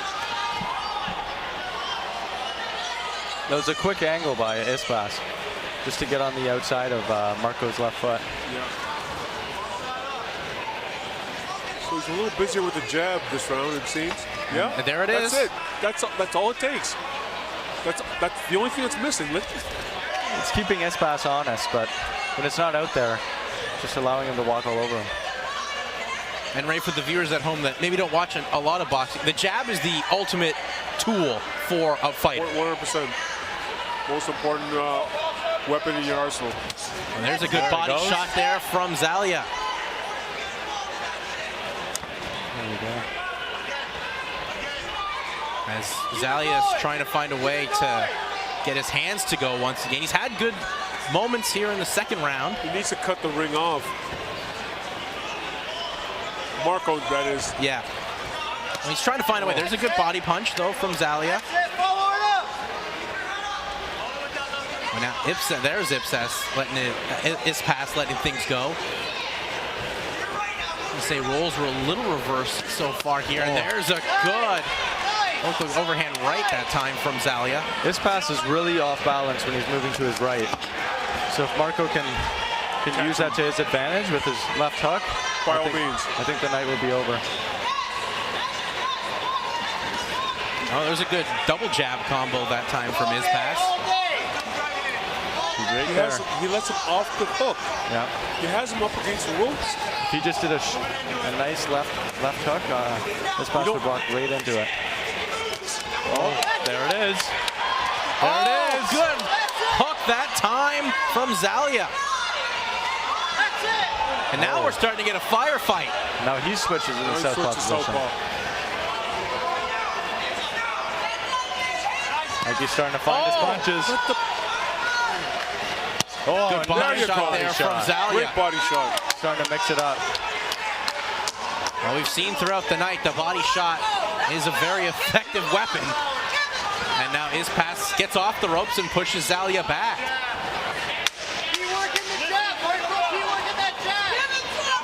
And there's clinch scenario. Under 10 seconds, and there is the bell to end the second round. Beautiful work by Marko in the ending of that round. Yeah, it was a, once again, very competitive round, two back and forth moments, but there Szalai had some more moments, got to go to the body and got off the ropes a little bit more. Yeah. But if you're in Ispas' corner here, guys, what are you trying to say to him? Avoid that left hook. You see, that's what Marko was landing that left hook later in that round, and it was really making the difference, and then it set up all his other shots. I feel like Paul's been woken up by some of Marko's punches, so he's got to be aware of that. Yeah, it looked like we were going to get that kind of firefight that we've seen all through the night towards the end of that round, but still early, and as we're saying, this is a title fight, so you don't want to maybe take your risks too early if you don't have to. Exactly. They have time to work, but... So here we go, third round. That second round was tough to score. Exactly.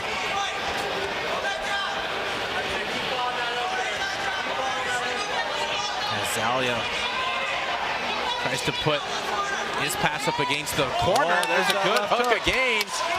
Followed by a right. But misses those. Clips the left hook that time on Ispas. Shot to the body from Ispas. And now Szalai is finding his form. Yep. Oh. Good slip, though, from Ispas. Good hook, and there's a hook followed back from Ispas. Another good hook. Right hand from Ispas.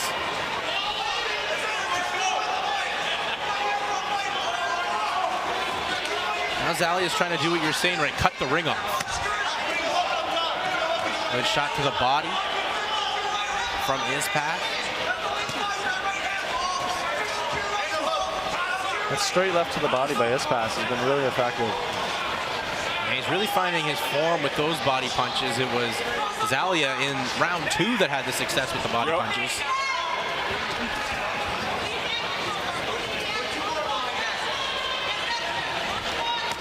There's a straight to the body that time from Szalai.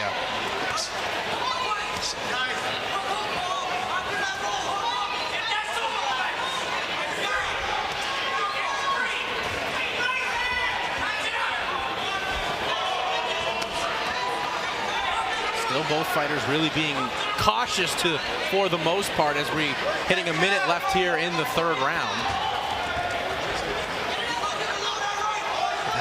Each had some moments. No one really wants to force it. There's a left hook from Szalai that puts Ispas on the seat of his pants.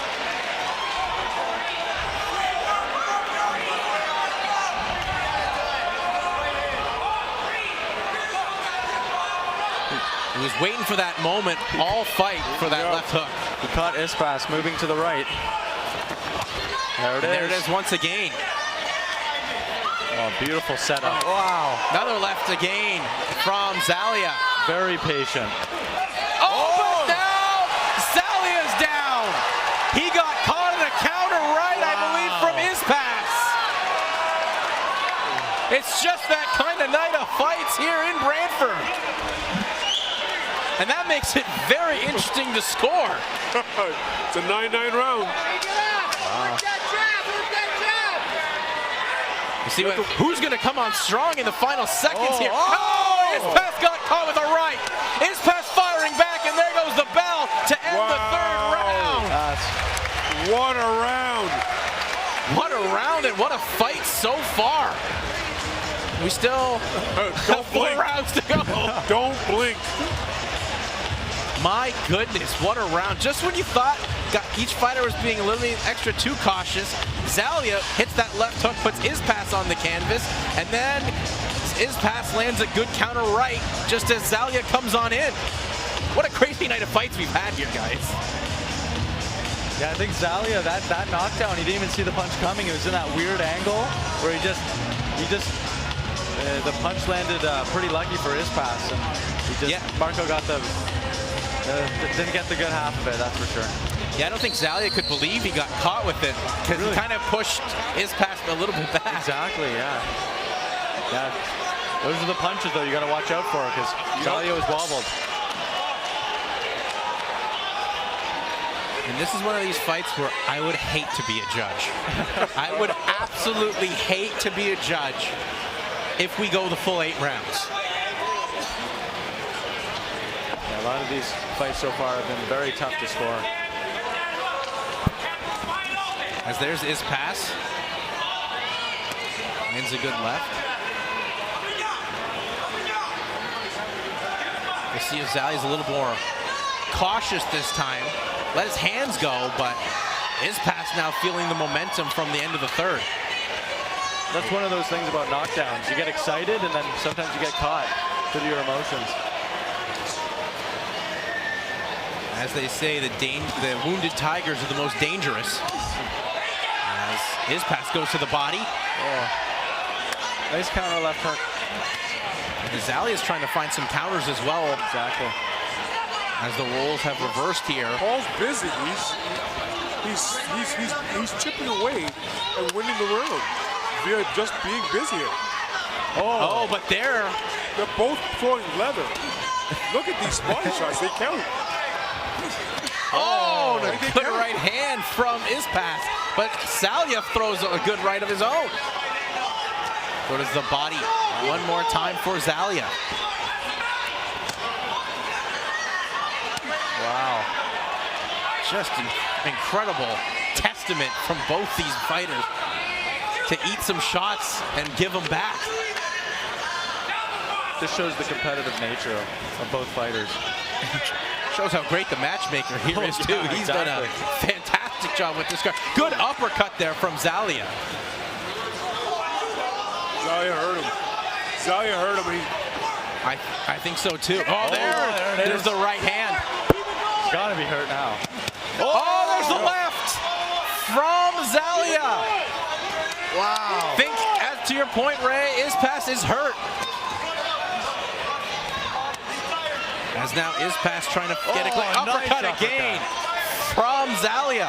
Starting to catch his rhythm. But he knows that he can't be a little too over-aggressive. He got caught in the third. Exactly. You got to be cautious still.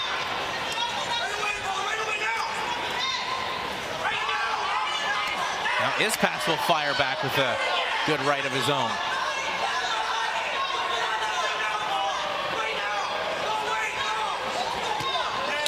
Here's that left again. Szalai has found his range. Oh, 1-2 combo. Ispas looks to be a little bit hurt. Wow. Rights, lefts from Szalai. Szalai, and that is Ispas on rubber legs. And that's the end of the round. Really? Yeah. The action was so hot and strong. Wow. We couldn't hear the bell, but that is the end of the round. And Ispas finds a way to stay on his feet as he ate some good punches Did he ever? from Szalai. I feel like the biggest thing is Szalai found his range in that round. He looks very comfortable in there.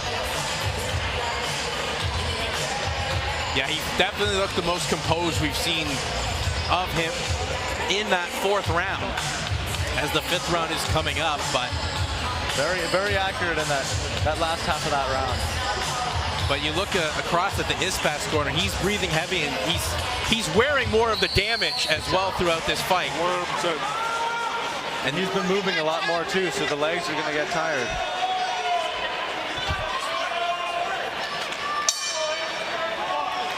So here we go, fifth round. Looks like Szalai is coming out with bad intentions. Yeah, Szalai probably senses he can end it. Szalai with another left to the body. Oh, uppercut. Wobbled. Yeah, you can tell he's worse for wear, is Ispas.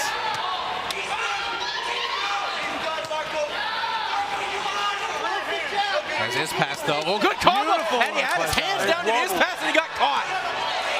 Wow. Lefts, rights from Szalai. Here comes the uppercut. Oh, and a big right from Szalai, but Ispas fires back. Another right from Szalai. Szalai keeps pouring it on, but Ispas won't go down. I don't know how he's on his feet. Szalai once again, and a big left that time from Ispas. How is Ispas on his feet? I have no idea as he eats another punch that time. Right from Szalai. Oh, and a right that time. Left. Szalai senses this is over, but I don't know what's keeping Ispas up. He's got an iron chin too. Iron chin, iron heart, iron will. What is it going to take? Shots to the body now from Szalai. Wow. How is he on his feet? It's just that will, that hurt and determination. I think Szalai is getting tired from trying to put him down. And that is something to keep our eyes on. Will Szalai's conditioning stand up? He's just been unloading a bunch of punches, but Ispas, and finally he takes a knee. That was like 70 to 80 punches that Ispas took. Will Ispas get out? Ispas gets up, staggers to a neutral corner. Is going to come towards referee Floyd Porter. Wants to continue. This will stay on. Round 5 will continue with 53 seconds left. Ispas tries to slip.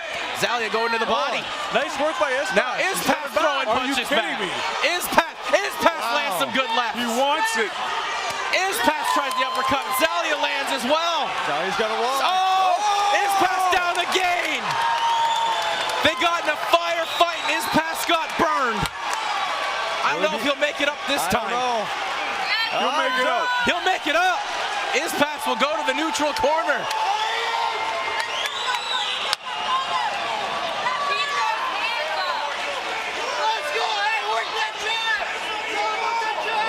Wow. The heart of Ispas. The heart of Ispas. Paul Ispas.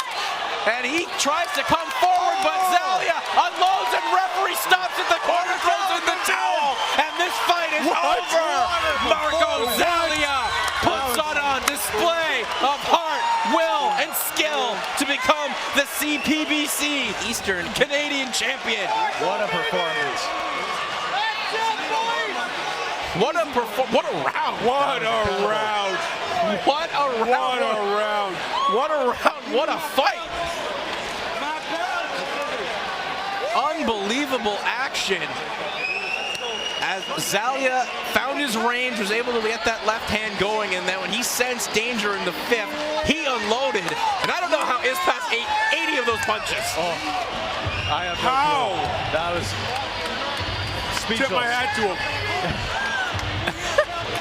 There were some moments there I wasn't sure we were going to see the end of that fight because of Ispas' ability to eat those punches and try to come forward. Credit as well to Paul Ispas, the tough fighter from Hamilton. He took a lot of good punches, but Marko Szalai, though, as you said, Ray, he hits hard. He's got some good punches. He sits on them. He sits on it. He sat on them, and he sits out. Oh my God. A championship around his waist when he sits down tonight. He's got the strap. This is incredible. I remember his first day in the gym. Well, his first day ever boxing. Well, what a moment then for you, Ray, to see that someone just learning how to throw a punch. The one thing we do know, he eventually learned how to throw a mean left hook, because that left hook was probably the best punch he threw of the fight, and he eventually stops Paul Ispas just as the 5th round was coming to a close. Wow.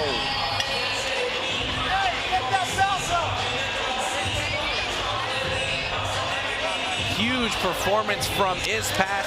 He had to suffer some adversity as well. Remember, he got dropped towards the end of the 2nd round as well, had to regroup. He got dropped in the 2nd round, did Szalai, and then he had to regroup. So he faced some adversity. He really earned this title. The composure was really a big aspect to this win. The whole fight he was composed. He was so composed. Even after that knockdown, he came back, he adjusted, and he really started to find his range after that. Well, let's throw up to the ring announcer, David Naiman. Comes at 2 minutes, 57 seconds of the 5th round. The referee in charge, Lloyd Porter, waves off the contest, declaring your winner and the new Canadian Professional Boxing Council Eastern Canadian Junior Welterweight Champion, Marko Szalai.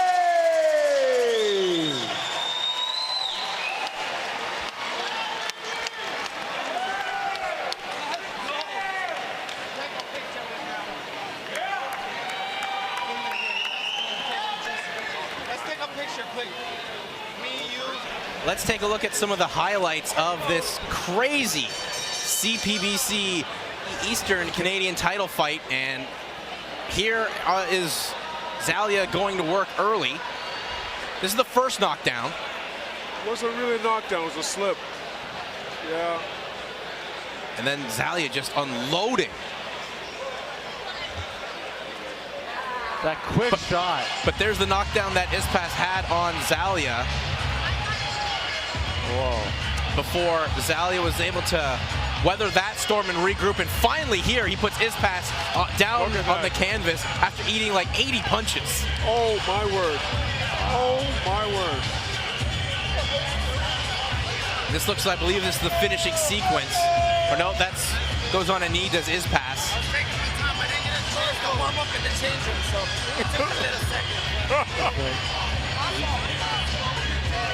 Well, there it is. First title there for Marko Szalai. And that's a very skilled fighter going on at 7-1. Marko Szalai, he's a very talented fighter for the great future. First title, 7-1-1 as a pro. Yep. As we were talking about before, a lot of guys, sky's for sure the limit for Marko Szalai. Now.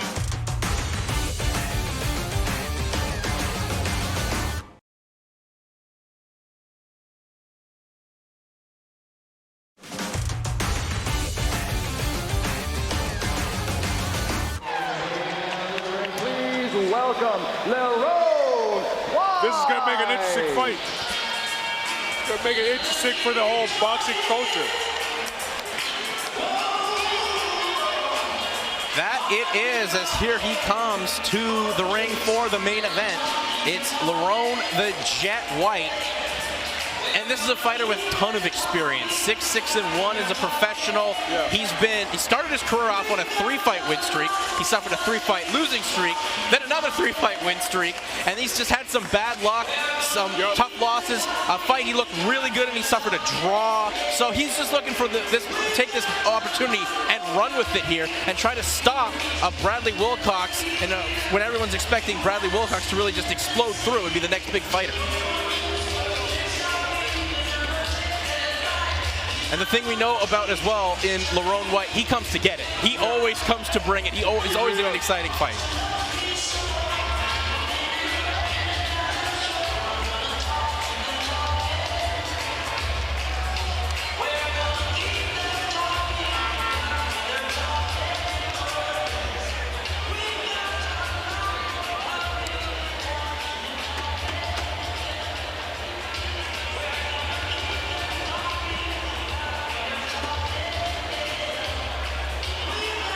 You got to take advantage of these opportunities too, Ray, if you're Larone here. This is a big fight for his career.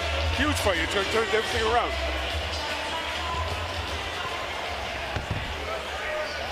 This will put him on the radar. It'll lead to much bigger things, bigger belts. Bigger money. Bigger money.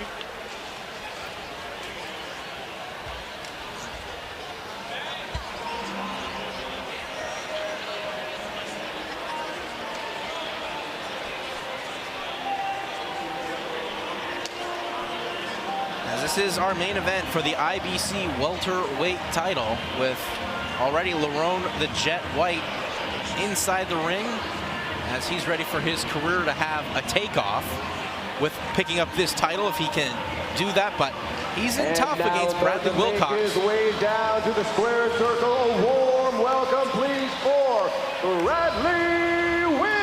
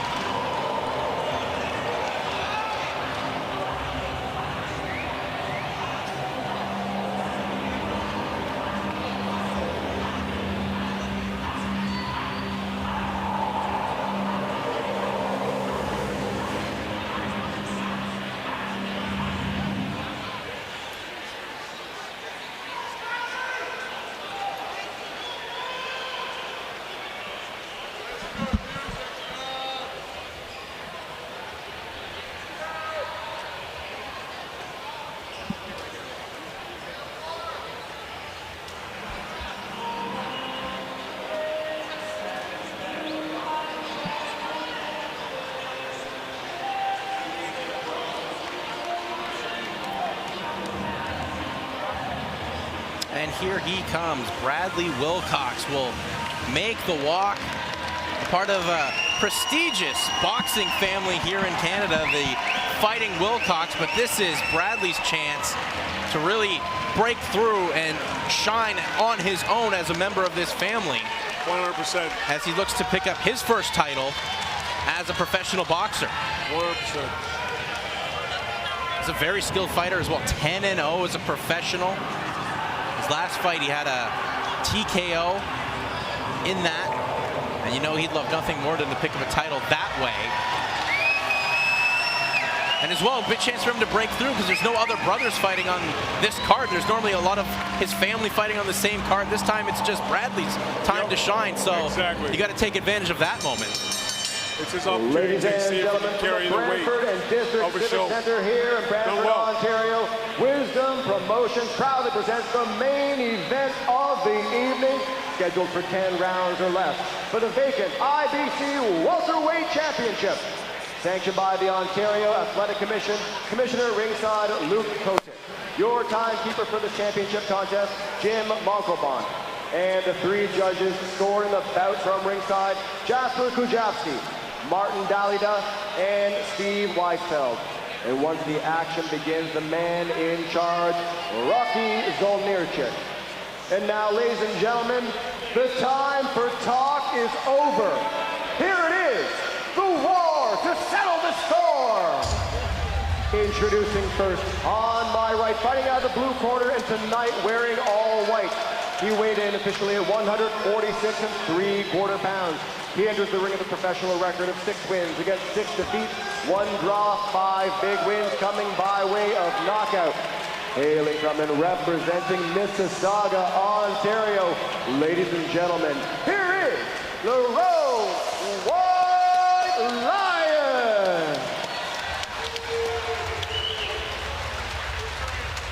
And his opponent on my left, fighting out of the red corner, and tonight wearing white trimmed with black. His official weight, 146.5 pounds. He has an unblemished record consisting of 10 wins against no defeats or draws, 5 wins coming by way of knockout. Fighting out of and representing Hamilton, Ontario, ladies and gentlemen, introducing Bradley, the Truth Wilcox.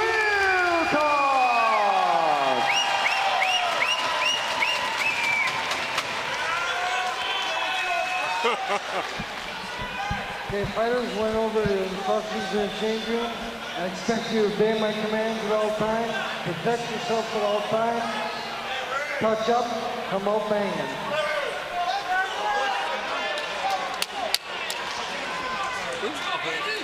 Oh, dear God. Third and final man inside the ring is referee Rocky Zolnierski. And here we go, the Jet versus the Truth in our main event for the IBC welterweight title. 10 rounds of boxing.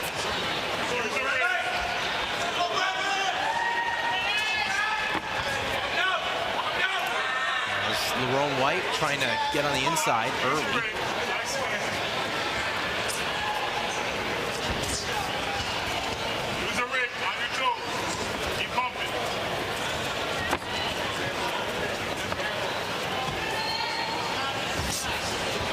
I think for this fight, guys, I think it's important for Lerone to start strong. I agree. I think he wants to set, if anyone, both fighters want to set the tempo, but if anyone needs to set the tempo, I think Lerone White needs to be the one to set the tempo early. Yeah, I think Wilcox definitely has the reach advantage, so that's going to play a big role in the later rounds of this fight.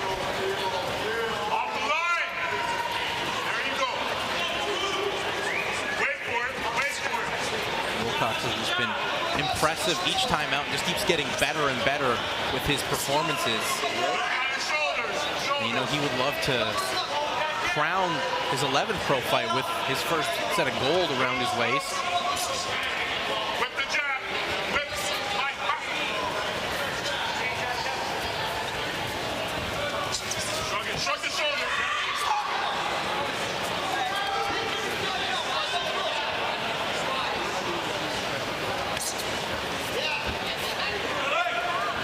Stationary round so far where the fighters been feeling themselves. Good footwork from Whyte.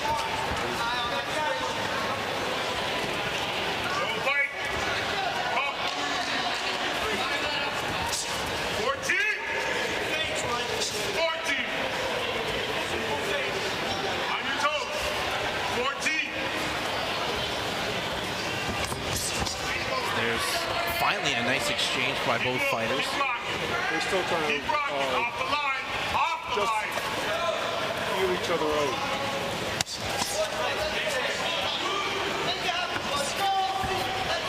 I haven't seen much of that as we talked about all night, but you obviously understand it at this point. Main event, big title on the line. You don't want to rush anything. You don't want to rush anything. There's a big overhand right that time from Wilcox. Just grazes the side of the head there of Whyte. And Wilcox trying to find a way to cut the ring off.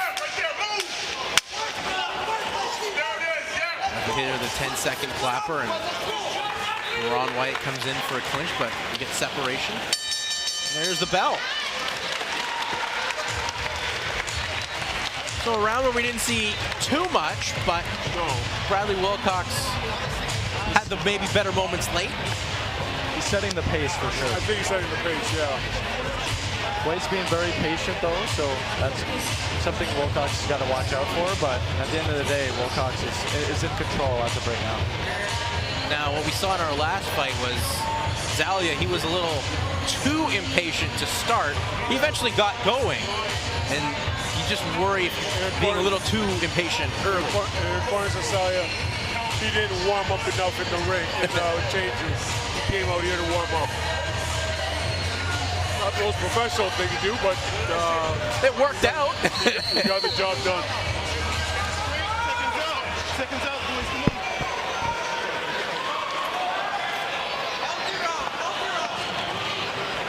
It's a tough round to score for the judges. Here we go, round 2. Once again, Whyte trying to get on the inside. He's trying to really set the pace here and push Wilcox around. Precisely, he's trying to impose his will. There's a good jab from Wilcox. That's it.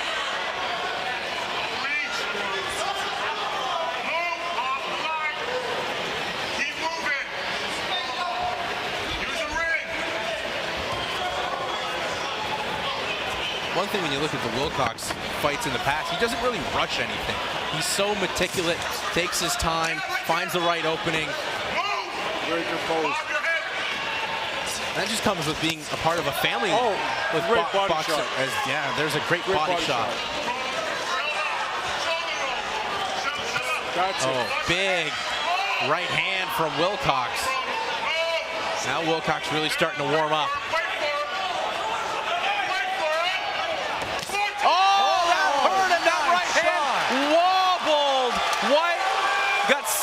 Stood up by the ropes, but it'll take the standing gate count.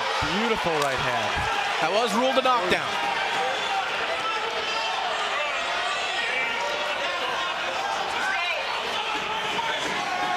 It's just so quick and powerful, that right hand. You don't see it coming.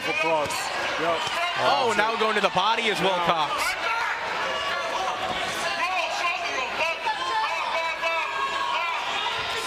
There's another right from Wilcox. Wilcox really starting to find his rhythm here. Minute 15 left to go in the second round.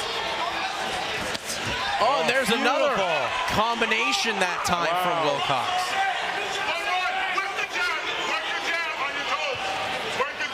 One thing we know about these Wilcoxes, they can box. Oh, that's for sure. They can box. Bradley showing he is no exception to that.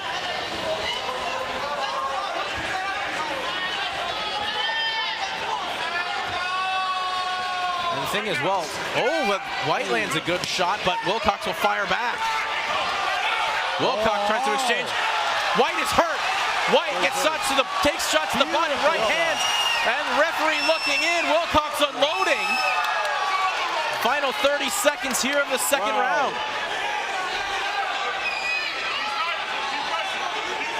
I don't know how much Whyte has shaken off those punches, but he was definitely hurt. He was hurt in that exchange. There's a mouse starting to develop under the right eye, and there's a good right hand. This could be the beginning of the end. Big combination from Wilcox. Wilcox continues to unload. And there's the bell to end the second round. And will there be a third? Yeah, will there be a third? And Wilcox just keeps getting stronger. That was very impressive in the fact that Wilcox took his time, but once he got Whyte hurt, he just unloaded those combinations 100%. and didn't rush anything either. When he had Whyte hurt, he didn't force anything to be over aggressive. Yeah, and he just continued to keep his range and land his shots, and didn't allow Whyte to even come close to landing a clean shot, which has been really effective on his part.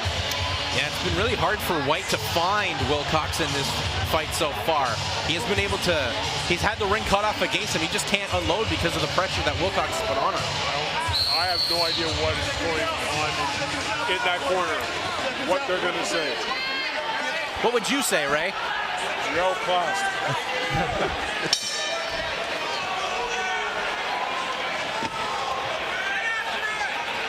Yeah, this is not... There's already, like I was saying, a mouse starting to develop under the left eye. Okay, so now he's going to start fighting.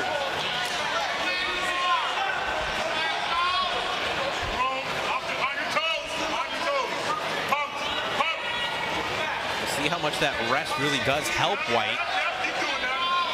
Did get hurt multiple times in that second round. There's Wilcox, once again, just taking his time, doesn't need to rush anything. That's exactly it. You gotta do it! Stop right there! Come on! Pull the trigger! Wilcox only 28, but he's fighting like a guy that's had 50 pro fights, and he's had a lengthy amateur career as well. That's what it was. 14! Oh, nice short left hook. Yeah, that hook was nice from Wilcox, and there's a big right from Wilcox. White's waving him in. White's saying, come on, bring it on. I don't know if he really wants that, though. I'm pretty sure he doesn't. I don't think that poker face is working. Yeah. No, I don't think anyone's buying that one right now. Oh, good right that time from Whyte. Wilcox was hurt. I think he saved him from dropping. I agree. That could have been a knockdown. Should have been a knockdown. Should have been a knockdown. Saved him from dropping. On your toes, take your feet. Yeah. On your toes. Footwork so great from Wilcox, light on his feet, moving around. And really, White's just following Wilcox. That's exactly it. Whyte isn't actually. That's arguably the first cross I've seen him throw in 2 rounds. And he's following Wilcox's plan. He's following Wilcox's plan to a T. Literally. Wherever Wilcox goes, he's following, and he's just walking into Not punches. setting anything up. There you go. And Wilcox trying to set up the beginning of the end here. Shot to the body, and Whyte, does he go down? No! And they're going to wave this fight off! Bradley Wilcox, the truth shall set you free, as he is now the IBC welterweight champion. LaRon Whyte's complaining about the stoppage, but I think it was going to get a lot worse if that continued on. It was a very good stoppage. We got some tension right now. Take a look at some of the highlights there of our main event, where Bradley Wilcox stopped LaRon Whyte in the 3rd round. He was ripping those body shots, which was working for him. But the thing is, There's good body shot, good combination. Let him so close. Because he can just put his hand on his forehead. His hand there. Bradley, the true rematch.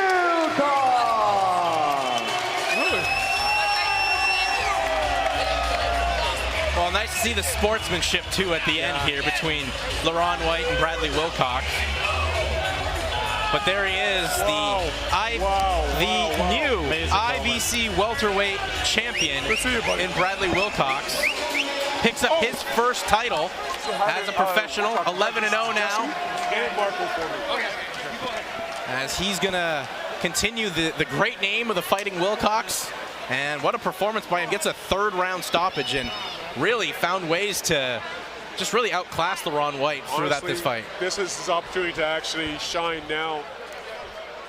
He's going to be on, he's now the focal point.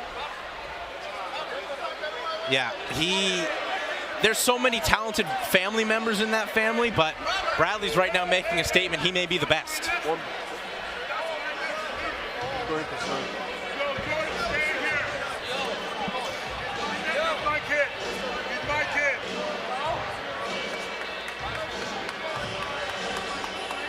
As we look at the highlights here, just the finishing touches from Bradley Wilcox. Beautiful work. It's just, he wasn't overwhelming himself coming in and really setting up his shots, which is just beautiful to watch. Beautiful display of boxing, and just like the rest of the night though, it's been a very exciting night. And there's the stoppage, there's the end result, the winner and new IBC welterweight champion. It's Bradley Wilcox. And really, what a great night of fights here in Brantford. Bell City Boxing did a tremendous card. really not a bad fight all night at all. You got your money's worth if you came here. Great show from start to finish. I hope you enjoyed everything here from the Brantford Civic Center. So that'll do it here for Bell City Boxing. For my broadcast partners, Ray and Owen, I'm Jason Hagholm. Thanks for watching, and we'll see you all next time.